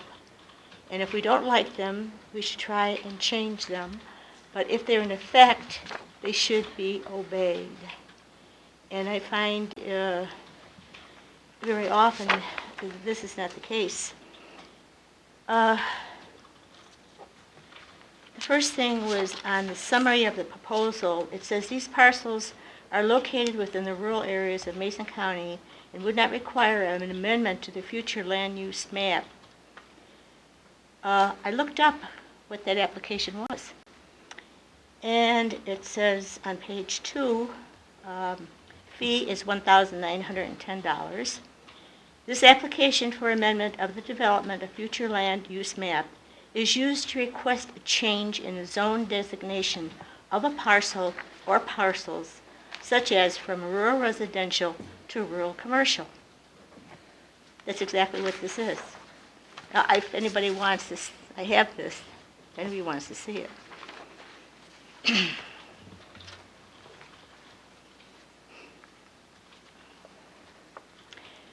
Number 2, Mason County Development Regulation 1705.080 rezone criteria. A2, the zone designation shall be consistent with the Mason County Comprehensive Plan, development regulations, and other county ordinances, and with the Growth Management Act. And that designation shall match the characteristics of the area to be rezoned better than any other zone designation. This, I don't know how anybody could say that this is the best considered use of this area, because it's not even allowed unless it goes through a hearing. It's not a normal use, neither gas stations or storage areas. And so to say that this is the proper use of it is not right. This is not a small-scale business either. No rezone shall be approved if either by itself or together with other rezoning and or development, whether actual or potential, the cumulative impacts of such zoning would be materially increasing sprawling, low-density rural development. And that's what it would do. Or to significantly increase uses incompatible with resource-based uses in the vicinity. So if it's granted that they can get in there, somebody else is going to come along and ask for the same thing. Rezone characteristics. The burden of proof shall be on the applicant to show the responses to these criteria and information provided that the proposed rezone to more intensive land use is warranted. In rural activity centers and hamlets, any rural land use rezone may be appropriate provided that the criteria above are satisfied. No verifiable truth has been given that this would not increase sprawling, low-density development. And how is this proposal warranted? What guarantee will there be any oversight as to what's going on here? Will there be an office located there? How can it possibly state it that the designation shall match the characteristics of the area to be rezoned better than any other designation? There's one other thing. There was never any GPS information showing the exact distance from the gravel facility at the railroad tracks and the closest parcel. It has to be more than a half mile.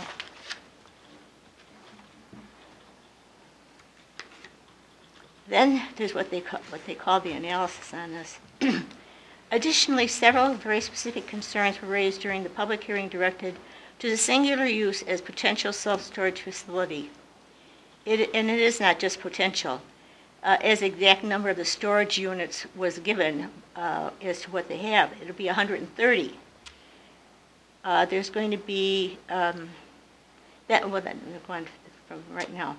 Then it says, for edification purposes, the concerns focused around primarily hypothetical, secondary, and tertiary activities associated with self-storage type facilities. I don't even know what that means. It doesn't make any sense to me. No tangible data evidence was provided to validate these concerns, and staff providing the following table of citizen comments as they presented to the Planning Commission on September 19, 2016. Considering the spectrum of concerns, the Planning Commission was asked to cull through the superfluous commentary and focus on the core requests under consideration. To cull superfluous commentary. Those remarks are dismissive, derisive, demeaning, and insulting, and ignores what the county claims to include to protect public participation. Every public comment, whether repeated or not, has a right to be included. It shows that there is considerable concerns over a particular element in the request. Who asked the Planning Commission to cull superfluous commentary? Doesn't say. These have been omitted from the analysis. This information shows what the adjacent residents do not want to happen near their houses. The people who bought or built houses in this area do not want to live in the same area zoned for residential, who are now told there might be 3 houses allowed not only for household storage, but also for RVs and other vehicles. It is not only the type of storage, but the noise, additional traffic on the road, which is 50 miles an hour, ugly fencing, and light glare. It is up to the planning department to show that the business will not destroy the lifestyle of this quiet residential area by allowing businesses that have the questionable reputation of being used for illegal activities, which increases the probability for more police and fire protection. The core request is the problem of allowing this type of business that is not the best of all possible businesses to be permitted in a residential zoned area. And the ordinance says it may be allowed, not that it's recommended. Then they had what they responded to what the public gave as comments, and one was about the Wilson Recycling. That was something that went from a storage area to recycling, to accepting garbage, and then discarded vehicles. It was all on a wetland, too, without permitting. It was closed, and now it's open again. I went by it, and I saw there was a sign up there under a different name, but I don't know if it has any permitting. Road safety issues, the speed limit is 50 miles an hour. Access in and out could be very easily inhibit the flow of traffic with trailer trucks, as the idea also includes cars, boats, and it is a two-lane road. The comment from the traffic study that was presented said the proposed rezone is projected to generate fewer trips during the critical PM hour and on a daily basis as compared to the existing residential zoning use. That makes no sense. The traffic along this road is not just the residents, but it is used as a regular route to and from other areas on a daily basis. Allowing the business does affect property values. It's a definite negative point for people looking to live in a quiet rural area. And even a reasonable person looking to buy or build in the area would have second thoughts about it after seeing the inappropriate business operating there. The public is voicing its concerns as they have perceived them elsewhere and heard about them, and have a right to make them known without being ridiculed, dismissed, or put off, but it'll be addressed later. They have a right to say they do not want non-sanctioned facilities suddenly being allowed when the request was not allowed twice previously. This storage area belongs in a permitted commercial area, not in a residential area. And then we have something else, talking about not going along with what the rules and regulations are. In regard to the SEPA, there was no mention of this as a non-project. But when I brought this up before, all of a sudden I was told, oh, this is a non-project one.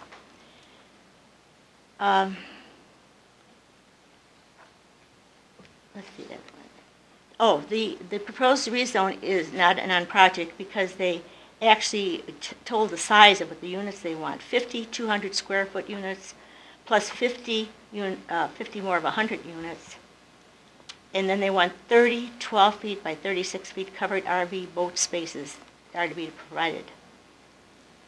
This is not a small-scale business. This is 130 storage units. There is no information as to the hours it'll be open, type and number of lights to be used, and at what hours. Will fencing have barbed wire on top of it? What exactly will be the environmental protective safety be in place for leaks and illegal disposal of gas and oil? The SEPA for this rezone request was given a DNS, Determination of Non-Significance, June 10, 2016. In the 7 pages of questions, there were 47 NAs with no explanation. According to the SEPA environmental checklist instructions for applicants, and I have a copy of it here, you may use not applicable or does not apply only when you can explain why it does not apply and not when the answer is unknown. To the question, has any part of the site been classified critical area by the city or county? If so, specify. The answer given was no, without any explanation for a reference to this question. I don't see how that DNS can even be acceptable because there's no information. How can you make a decision whether it is a determination of non-significance?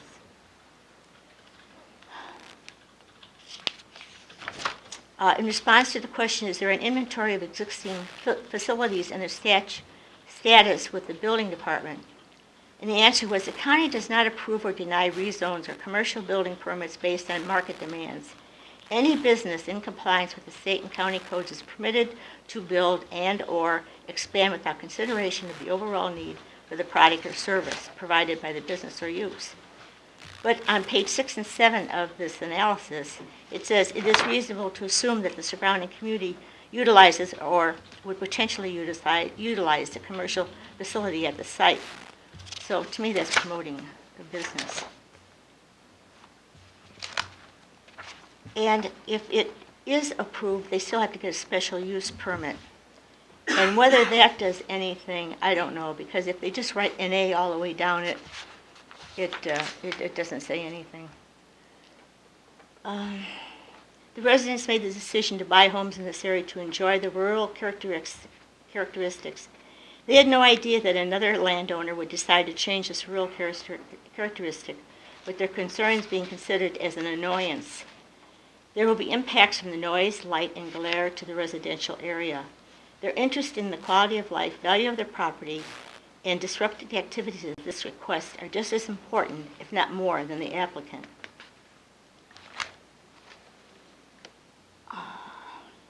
Oh, and then there was some, I don't know why in the world they did this, but they had a sheet in here too, and it was definitions used in the Mason County Development Regulations are those terms defined in Moskowitz, Harvey S., and Lindblom, Carl G., the New Illustrated Book of Development Definitions. And I can't understand why we would go to some other place to get definitions when we have everything here in our codes, our rules and regulations, and the Growth Management Act. And then I found out that there's a difference in a term. There's small scale, which is one thing and applies to rural, and then there's small business, which does not apply to rural areas. And that's found in RCW 1985.020. And it's meant for other areas not rural. Small businesses means any business entity, including a sole proprietorship, corporations, partnership, or legal entity that is owned and operated independently from any other businesses and has 50 or fewer employees. This certainly does not fit the definition for a rural area. Small scale is a term that indicates that development regulations will limit the intensity, size, scale, number of uses, and other factors of a particular development. So there's a very big difference on that. And it was tried to use that small business in the change in the comp plan, but it is not applied to rural areas. So I think that's everything that I have. And I'd like to submit this to public record, if I may. Thank you, yes. Yes. Ben, hey, a couple of things. You made an explanation of what the neighbors there thought. Has any, because you said you're not from there, has any of the neighbors asked you to speak on their behalf? No, but I did visit one of them because they were unaware that I don't know if they're here tonight, that the public hearing was changed and they didn't know about it. Another question, you made a lot of comments about the actual facility, being on the planning commission and chairing it for several years. I know that our responsibility was not to look at what was possibly going to be built, but the zone itself, because if it's rezoned, it shouldn't take into account the actual building they're talking about, because they are not bound by law to build that. If a rezone is granted, they're allowed to build whatever is allowed in that rezone. So it's actually the It's land. not normally allowed in that rezone. That's why it has this special, it's one of the things, there are two things that are exempted in what's allowed in the resident area. Gas stations and storage areas.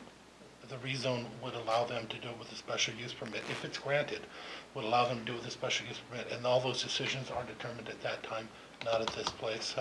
I have one other thing, you did make a comment, and I agree with you. If you don't like the rule, you still have to abide by it or change it. Right. Isn't that their attempt right now, by trying to do a rezone, aren't they attempting to change it? No, because it is permitted to request a rezone. I particularly was talking about so many times with SEPAs They just put NA, NA, NA, NA, NA, all the way down.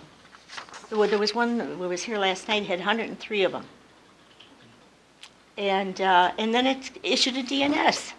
How can you possibly have any information to decide that if nothing has been given? Thank you very much, Ms. Van Hay. Okay. Thank you. Is there anybody else who'd like to testify?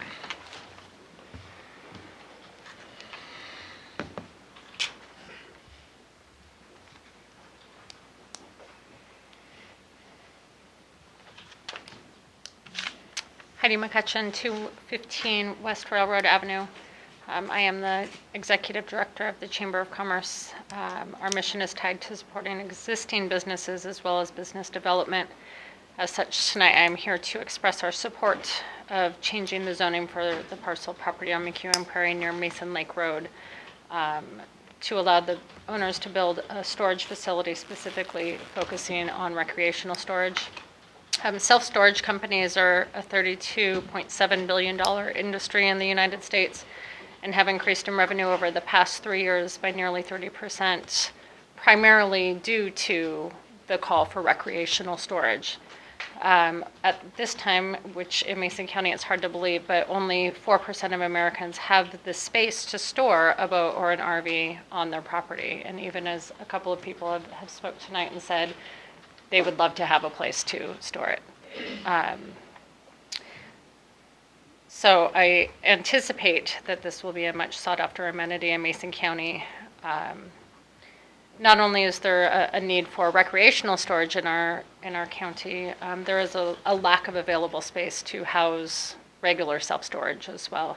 As a former resident of Lake Limerick, I personally looked for a storage unit nearby and ended up finding one on Craig Road out by Highway 101 because it was the only one that had any available space. Part of why many of us choose to live in Mason County is because of the recreational opportunities, and as such, oftentimes we like to have toys to go along with those hobbies and need a place to take care of those. As a former realtor, I do understand the value of proximity of services like this to residential areas. However, not only would it benefit the nearby residents, it will also create a small number of jobs and increase commerce in our community. I can tell you from personal experience that the quality of work that Nathan does is exceptional. He takes pride in a job well done and desires to do well. I think that's evidenced by the fact that he amended his initial petition of rezoning 4 parcels to just 3 to accommodate the neighbor's request for some kind of privacy barrier there. And just listening to the residents, the nearby residents' concerns at the first meeting that he addressed in the second meeting, I think many were mollified by the actions that he had taken. Lastly, I also want to point out that when this land was purchased by Nathan, it was not zoned Rural 20. And if you actually look at the map, I don't know if you guys have it up there, the larger parcels around it make clear sense for Rural 20, but these are just under 2 acres each, which clearly fall outside the current zoning. From my conversations with Nathan is that it was always his intent to build some type of storage facility there, and it just so happened that between the time that he had purchased it and the time that he is now ready to build, that zoning has changed. So I think that that's an important point to consider as well. In closing, I hope that you do look at all the benefits that a facility like this can bring to Mason County and our residents, and that you'll move to approve the requested land rezone. Thank you. Thank you. Is there anybody else who would like to testify on the question before the commission? Mr. Fuller.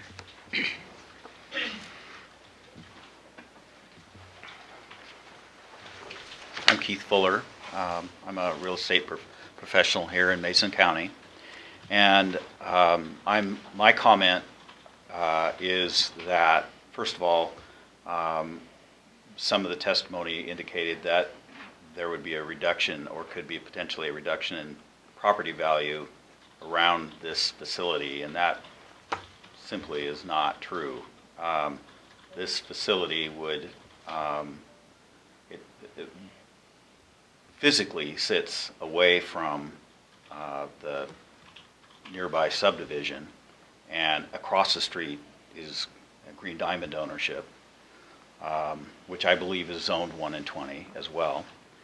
And but it is adjacent kitty corner to another subdivision of large parcels, and so there's adequate distance.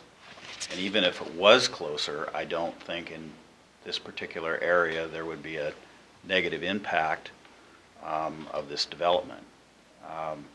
Certainly the land would support development, and as was previously indicated, the property was subdivided into the smaller lots and then subsequently downzoned during the growth management adoption in 1996. And so, like so many areas, you have these smaller lots with this very low density zoning, and they're grandfathered. That doesn't have a whole lot to do with what's at hand, but that is what led to, partially what led to this. And but there's a tremendous demand for storage facility, and particularly RV facility, and this is right in the Mason Lake corridor, and all of the units in Shelton and around the Shelton area are fully rented, and there's a tremendous demand for this, and it serves that area well. So anyway, that's what I have to offer, but I just do not see a negative impact of nearby property values. And incidentally, I'm a property owner in the area, so. Thank you. Thank you. Is there anybody else that would like to testify? Lynn Longan, Executive Director of the Economic Development Council of Mason County. I apologize, I didn't bring any numbers in a prepared testimony tonight. I didn't realize I was coming until about 5:30, I think I was told that it was on the agenda, so I thought I'd show up. I thought I'd add just a little bit something to this, in that 2 years ago, I was approached by a company here in Mason County that's a motorsports company. They do boat repairs and whatnot.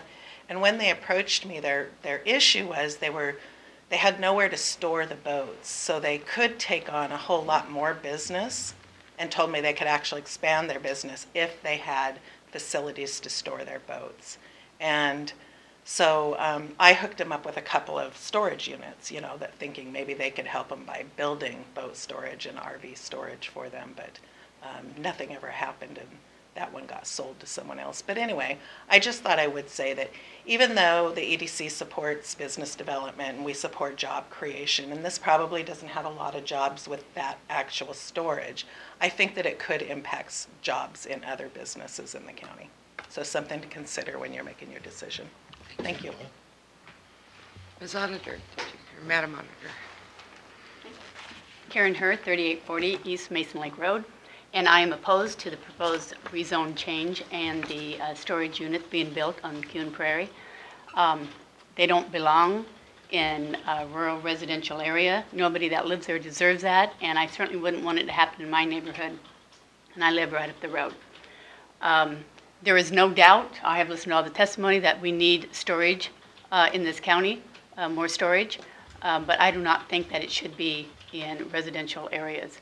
I have traveled this road every day for 24 years, coming to work every day. It is a 2-lane highway. I don't know if you've been there, but having a commercial business there is going to present problems. There is no doubt about it. I've read with interest the letters of support on the county website. As it appeared to me, not any of them lived in the area, in that neighborhood. However, all of those that opposed it most certainly did. I believe every citizen in Mason County should have the right to expect regulatory certainty in land use from their government. unless, of course, there is compelling reason to change it. And I've heard no compelling reason to change it. I recognize the importance of development, and I recognize the need for more storage areas in our county, but it should never come at the expense of the people that live in those areas.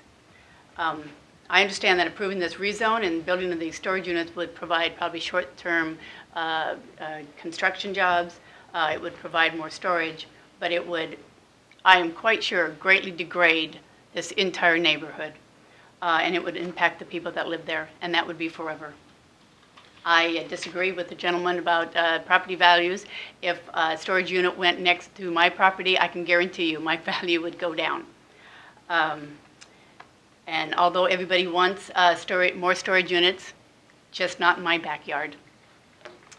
So I urge the board to protect the quality of life of the citizens who live in this rural neighborhood and deny this rezone request. Thank you. Thank you. Is there anybody else who would like to testify?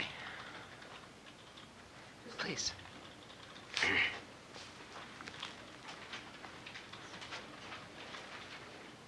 Hi, Annette Matriciano, 301 East Wallace Nealon Boulevard in Shelton. I don't live in this community, but I am concerned mostly about a possible precedent that can be set where zoning can sort of change suddenly from rural to, gas station, 7-Eleven, whatever. And the last time that I was here for a meeting, many of the residents from the area were here, and they were quite concerned. And again, just to reiterate the previous person's comments, business is needed, absolutely. And I'm just hoping that more people from the community that are actually impacted have a chance to have their voices heard again and considered. And I wish I could quote chapter and verse like Pat does, but that's all I have to say. She is good at it. Thank you. I appreciate you. Is there anybody else that would like to testify? Hearing none, I'll close public testimony and move to commissioner deliberation. Commissioners. I'll go first. Okay. Again, for those of you that are in the room, I spent several years on the Planning Commission, chaired the commission for a couple of years, and I am not looking at this and will not look at it for the project. Although I love the pictures that are out in the front, that is not how I will make my decision. It will be up to the other commissioners to make theirs. My decision is made on the idea of whether or not it should qualify from rural residential 20 to rural commercial 2. And knowing the property, because I do know the property very well and the location off of that highway, it's not a highway, but it should be. It's, the way it's accessed and everything's going on it. I do understand that the zoning was actually placed over the top of this parcel, that it was actually created before that zoning, and it's obvious by looking at it and looking at what's around it. To me, I'm not looking at the project itself. Whether you build a storage unit or not will be up to the building department, up to your special use permit and everything like that. I do believe, though, that it does fit the criteria, that it would meet what's necessary to be rural commercial 2. Our planning commission did a lot of work, and they did listen to the testimonies, but more than that, they looked at the legal aspects of it before it ever got to us, and I have not found anything to disagree with their legal decisions that it would qualify for that. But again, it's not for a storage unit. That it's what is allowed by law for that particular zone. If you don't get a storage unit because it doesn't fit the special use permit, but I do see it actually fitting within the criteria for that small area there to be rural commercial 2. Madam Chair, I would also agree that it fits fits better in that designation of rural commercial 2. Before I go any farther, I want to make a disclosure that I have rented a storage unit from Mr. Stout for many years, even before his first application. And I've also utilized Paradise Metalworks when it was in business years ago as well. And that does not enter into my decision-making at all in this. I also rent a storage unit from Mr. Fox at Century. So equal opportunities there. I do think that this is a very much a benign business. I don't think that the impact will be felt. I think that's somewhat exaggerated. The business is certainly needed in our community. I think it's going to be an asset to our community, and I believe it will go through obviously a special use permit side. I think it will be a state-of-the-art facility, and it'll be one that everyone in the community could be proud of, because we do need more storage, obviously, for lots of reasons. So I think it's a project that's been before this commission for a long time. I voted for it twice before, and it did not receive approval all those times, and I will continue and be consistent and vote for it again tonight. Barbara, I want to ask a clarification question. Can you explain why a land use map change is not necessary? Because it's going from rural to rural. The forms that we use are one form for rezone and a comp plan amendment. He was just using our standard form, but it doesn't require one because rural lands are rural. Okay, so you're not changing the designation. Right, it would stay rural. Okay, thank you. Well, I am in favor of this permitting this rezone request, and I want to read. We are guided by policies in our comprehensive plan, most importantly, especially when we're talking about zoning. And in our comprehensive plan, under the rural element, it says recreational and tourist uses and isolated small-scale businesses should be allowed to be developed in the rural areas, provided that. And there's a number of things that would put some protections to the neighbors, et cetera. And I won't read through them all, but those are things that would be taken care of in the permitting process, such as, so I think that we have overly emphasized rural residential type living in our rural lands and forgetting that we still allow in our comprehensive land use plan isolated small-scale businesses, and that they are appropriate in our rural lands. At the very least, if you even want to talk about climate change and carbon reduction, you're not traveling an extra 30 miles just to get to a store or a storage unit. And then more importantly, the convenience of services is not just for those who live in your cities. You know, people that live in rural residential areas also deserve access to services that are necessary to them, and that's why we do allow them. It's why we do talk about rural economic development in our economic development elements. So that I am in favor of this as well. Madam Chair, I did not know that Commissioner Sheldon had brought this forward twice. I'd like to ask that he make the motion. Well, thank you, Mr. Commissioner. Another one, if the Madam Chair, as the debate discussion completed then substantially, I would move that the Mason County Board of Commissioners hereby approve the rezone of parcels 32133-40-90022, 31233-40-90023, and 32133-40-90024 from rural residential 20 to rural commercial 2. I will second.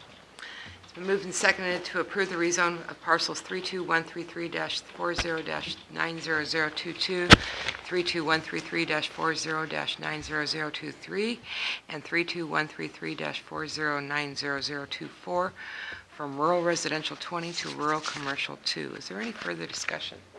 Just one comment. Now you have to go and see if you can actually get it done. It's not going to be a CCC thing. I appreciate your acquiescence to the concerns by reducing the number of parcels. That shows good neighborhood. I would second that. You've worked with the community. You're well known. You get out there and ask questions and meet your neighbors, and I know that this will really be a good project in the end. So I think it fits, and you drive by that parcel. It's a good use of that parcel. So I'll go ahead and call for the vote. All in favor, please say aye. Aye. Aye. Aye. Motion carried. Thank you. Okay, that takes us to our board reports and calendars. Did you want to wait till folks left, or do you want to just go ahead and Yeah, talk no, go through it? ahead and go. Thank you, everybody, for coming. This is the vote we just took.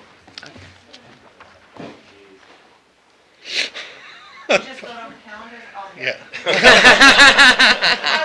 Just so there's not an empty chamber. I appreciate that, Lynn. Good thing. Okay, who would like to start? Well, I'll start, and I'm going to be brief. Unlike my others, some other subjects, I will try to be brief. Of course, we had no meetings last week with the commission. We did have some other activities, but nothing that I was with the other commissioners on at the same place outside of the facility here. I did meet yesterday with Fortura and Martin Flynn and Bill Taylor and a couple others on the piece of property that's owned by Pope Resources, and there's a good possibility that we'll obtain some dollars from the legislature to acquire that I think it's about a 700-acre parcel. And that's the one that we wrote the letter of support for? Yes, we did write that letter of support. Had some time with our budget committees here, our budget deliberations on Monday, and also thank you to Lynn and the EDC for coming in and talking about the monies we obtained from the legislature for diversification. When that money was appropriated, I did not expect, after my request, that we would get $500,000. But Andy Hill, who was the chair and now just recently deceased, said, Sheldon, you need that money. You need more than you're asking for. And so I want to thank, just let the public know that Andy was always looking out for the rural areas and will certainly be missed in the legislature. I had a lunch meeting today over at Skookum Creek Tobacco, had a medical appointment, so I missed this morning. Thanksgiving is coming up. Happy Thanksgiving to all. Next week, I'll be meeting with Lisa Perry and Matt, I'm trying to think of his last name, the log buyer for SBI. I hope to have a tour of the new facility. I'll also meet with Roger Miller, who is our new Secretary of Transportation, and I want to bring up 5 subjects with Mr. Miller to consider for next session. First is the timing of the Belfair bypass, make sure that is not delayed at all. I want to bring up Phase 2 of the Highway 3 widening through Belfair, which that project was phased. That's a synonym for shortened in legislature's terms, and I still think we deserve the rest of that project, and I'll bring that up with him. Thank you. I want to talk about the Simmons Road, and hopefully we can get that done just as soon as possible too. It's always safety concerns out there on Highway 101, and Simmons Road will reduce that. It's a unique project when state money can be used on county roads, and I want to make sure we get that done. I'd also, I'm going to talk to him about the possibility of safety improvements on the Shelton bypass. I think we need a center line barrier for that road. It's almost 4 miles long from the highway coming north on Highway 101 from the first Shelton exit all the way to Wallace Nealon Boulevard. The accidents that occur there are primarily head-on accidents, and they are, I know there's been fatalities, but they are usually very serious accidents. And I'm having the staff of the Senate Transportation Committee research what could be done, and also look into the safety record of that highway. And then the last one I'd like to discuss with him, the flooding concerns that we've always had at Miller Creek, and that's at Holiday Beach on Highway 101.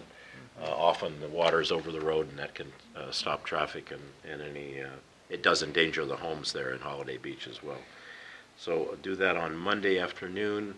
We have a special meeting on the Tuesday, the 29th, and I do not believe I'll be able to go to the Board of Health meeting that day. I think that's at 4 o'clock. And let's see, next week, and then we'll try it again. Thank you very much. Commissioner, do you mind if I ask you a few Sure. questions on the, actually some information on the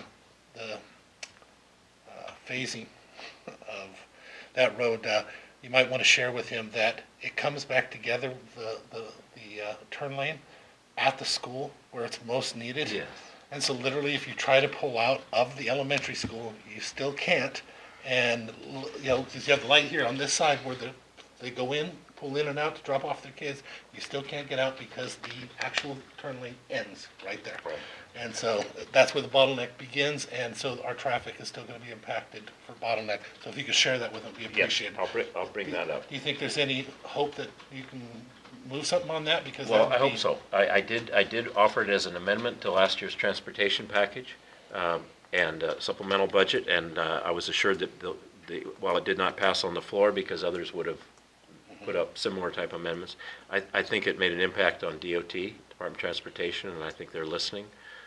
You can't, the legislature voted and put it into the budget to do that project in 2005. And then when the recession hit and money was needed in other projects, we lost money. And now, hopefully, we will come back in a position in the Senate where I can have a little more influence, hopefully to restore that appropriation and get that job finished.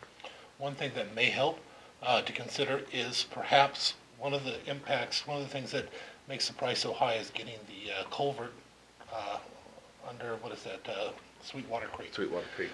There may be an opportunity for a team effort to have restoration money do some culvert work to offset some of the construction money to get past that point.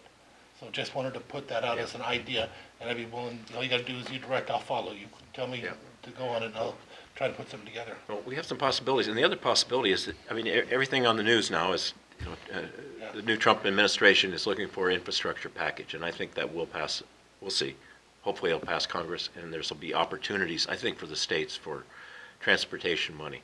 And when you look at how people voted for that administration from a rural area. And I think some of the urban areas are going to be under pressure for sanctuary cities and some of the other things. So I think if we get a transportation package through Congress, the rural areas will finally have a chance, I think, to be at the trough, and not just the urban areas, which projects are huge. They take all the money, they take all the time. I'm sorry, going on. In the past, I haven't been a big fan of those things, but if they're actual real construction projects, and I'm a fan, that makes a lot of sense. It would make a big difference. Make sure the money goes the right thing. I'll Just go ahead. take the word innovation out, please. We don't need any more innovation in our infrastructure. So short form, I attended by phone the Mason Transit Authority meeting on my way back from the airport. We had a budget workshop. North you for Mason, that, by the way. North Mason Chamber of Commerce Board of Directors meeting at Healthy South Sound, Mount Moriah. Briefings, more budget workshop. Tomorrow, I will be meeting with the sheriff's office to go over that last parts on their last year's budget for the supplemental. North Mason Chamber of Commerce luncheon, Hood Canal Lodge, class of 85 from North Mason has asked if I would attend the event they're having, even though I'm not class of 85. Briefings, finance committee meeting, budget. I will be going to the rail riders because they originally were asking you, but I have a conflict here. yeah, and so I will be attending in your stead. Okay, thank you. For the rail Thank riders. Board of Health, West Sound Alliance, and maybe a commission meeting if absolutely necessary, because it's on the agenda. We don't have a meeting, we may not have a meeting next week, so I want to say, just in case you guys might be attending, there's a financial reality fair at the Shelton High School that I will be attending and doing all day, so if any of you guys are going to be there. Is that truly the name of it, Financial Reality? Yeah. Well, actually, it sounds pretty cool. It's the idea of these guys will go from booth to booth to booth, doing with things on the budget in real life events, such as buying a car, such as buying your furniture, such as your rent, such as all these different aspects about it to find out what the reality is of money. The EDC is part of it, but Oh, yeah. good for him. But Good for them. we're part of it, though. Yeah. Yeah. Okay, thank you. And of course, the high school itself. I got to tell you that, I know it ain't his thing, but that Pat is probably one of the finest benefits that we have in our school districts in Pat this Cruz? county. Yes. I find him to be an incredibly effective person and a very great soldier for our children. I have great respect for him, and somehow I hope we can empower him to do more in our community in the future, because everything he touches that I've been a part of, I've walked away going, damn, that was good. So with that, also I will be attending a policy team meeting for Mason Transit. I don't know if you will be there. Okay, then we don't have a conflict. That's the next week's stuff, so that I could see. Okay. So last week, again, we did not have a commission meeting, but I did have the Mason Transit Authority Board. So you were on the phone, though. Criminal Justice Working Team, a budget workshop, the Canal Quarry Council, Integrated Watershed Planning Group, we did our near-term actions, had to allocate $100,000 somehow for a recommendation to the full board. The Transportation Improvement Board, I sit on that board, and I'm almost a year into this, and I am convinced that if we were to partner with the city on gateway improvements here to Railroad Avenue, that is the perfect funding source. And it just is so encouraging. That was the last meeting of their 20-year director, Steve Gorchester, and it's going to be very, very big shoes to fill, but a phenomenal organization. There are $20 million extra dollars to distribute in the next funding cycle because of so many projects coming in under budget. And it's one of the places where there's transportation financing. He does an excellent job. He really does, and just well situated financially for the long run as well. We had briefings yesterday. I attended the first part of an adverse childhood experiences workshop put on by former Commissioner Laura Porter, who donated her time for training of a lot of folks in the audience were our volunteers that will be doing our truancy board, as our former Commissioner Bloomfield mentioned. And so I'm just very thankful to Laura Porter for giving her services there. I'll be meeting with our new incoming Commissioner Kevin Shetty tomorrow, as well as the newest care manager from the Behavioral Health Organization, who is assigned specifically to Mason County, which is first as well. We have the holiday weekend coming up. We'll have briefings on the 28th, and then a Finance Committee meeting I'll be attending as well. Head Canal Quarry Council, Integrated Watershed Planning Group. The Canvassing Board will be certifying and canvassing ballots, the Board of Health. We have a meeting with our prosecuting attorney and then with Director Health and the Department of Ecology around some of the recommendations that were brought forward by the Belfair Sewer Advisory Committee, just to review some of those recommendations with the Department of Ecology. And then, Commissioner, I don't know if you'll be attending on the first, just announced, the Washington State Association of Counties will have a pre-meeting before a joint Senate and House committee work session on the Hearst decision. And so that pre-meeting is around 9 a.m. I'll be attending that, and I'll also be attending the work session of the legislature. So we potentially will be in the same place, and I don't know if you'll be there as well, Commissioner Sheldon. What day is that? That's the 1st, and that committee meeting is at 1:30. I couldn't. 1st of December. Correct. Or yes, of December. No, I will not be there. Okay. And then on Thurston Mason Behavioral Health Organization Board, and then we're back here for briefings on the 5th, and then our first real commission meeting that's scheduled on the 5th is to pass the budget, and then again on the 6th. And I may be there at that. One thing I want to say before we adjourn, I won't be seeing you guys till after Thanksgiving, so happy Thanksgiving to everybody. Because I won't be seeing you till after Thanksgiving. Merry Christmas. That's right, that starts, doesn't it? That's right. Merry Christmas, everybody. Getting rolling. Commissioner Jeffries, you mentioned a Finance Committee meeting. Is that Monday the 28th? Yes. At what time? At 11:15 on my calendar. 11:15. I better check. You guys disagree? 11:15, Madam Clerk? 11:30. She put it on my calendar, so it's got to be 11:15. Okay. Okay. And the meeting with Ecology, what time is that? That's on the 10th at 10. or 9th at 10, that Friday at, I know it's not at 10. Yeah, on my calendar, she's got it at 7:15 PM, but it shows up Oh. at 11:15. You're talking ecology, I was thinking. Okay. of that. I'm meeting with Director of Health and Ecology on, so if... Oh, okay, it's, Yeah. what time is that? At 2 o'clock on the 30th. 2 o'clock on the 30th, okay. All right, And the Finance Committee is just part of the, at the end of the briefing schedule on Monday. okay. Thank you. Okay, is there any other business to come before the board? Hearing none, entertain a motion to adjourn. Adjourn. One second. We are adjourned. Thank you.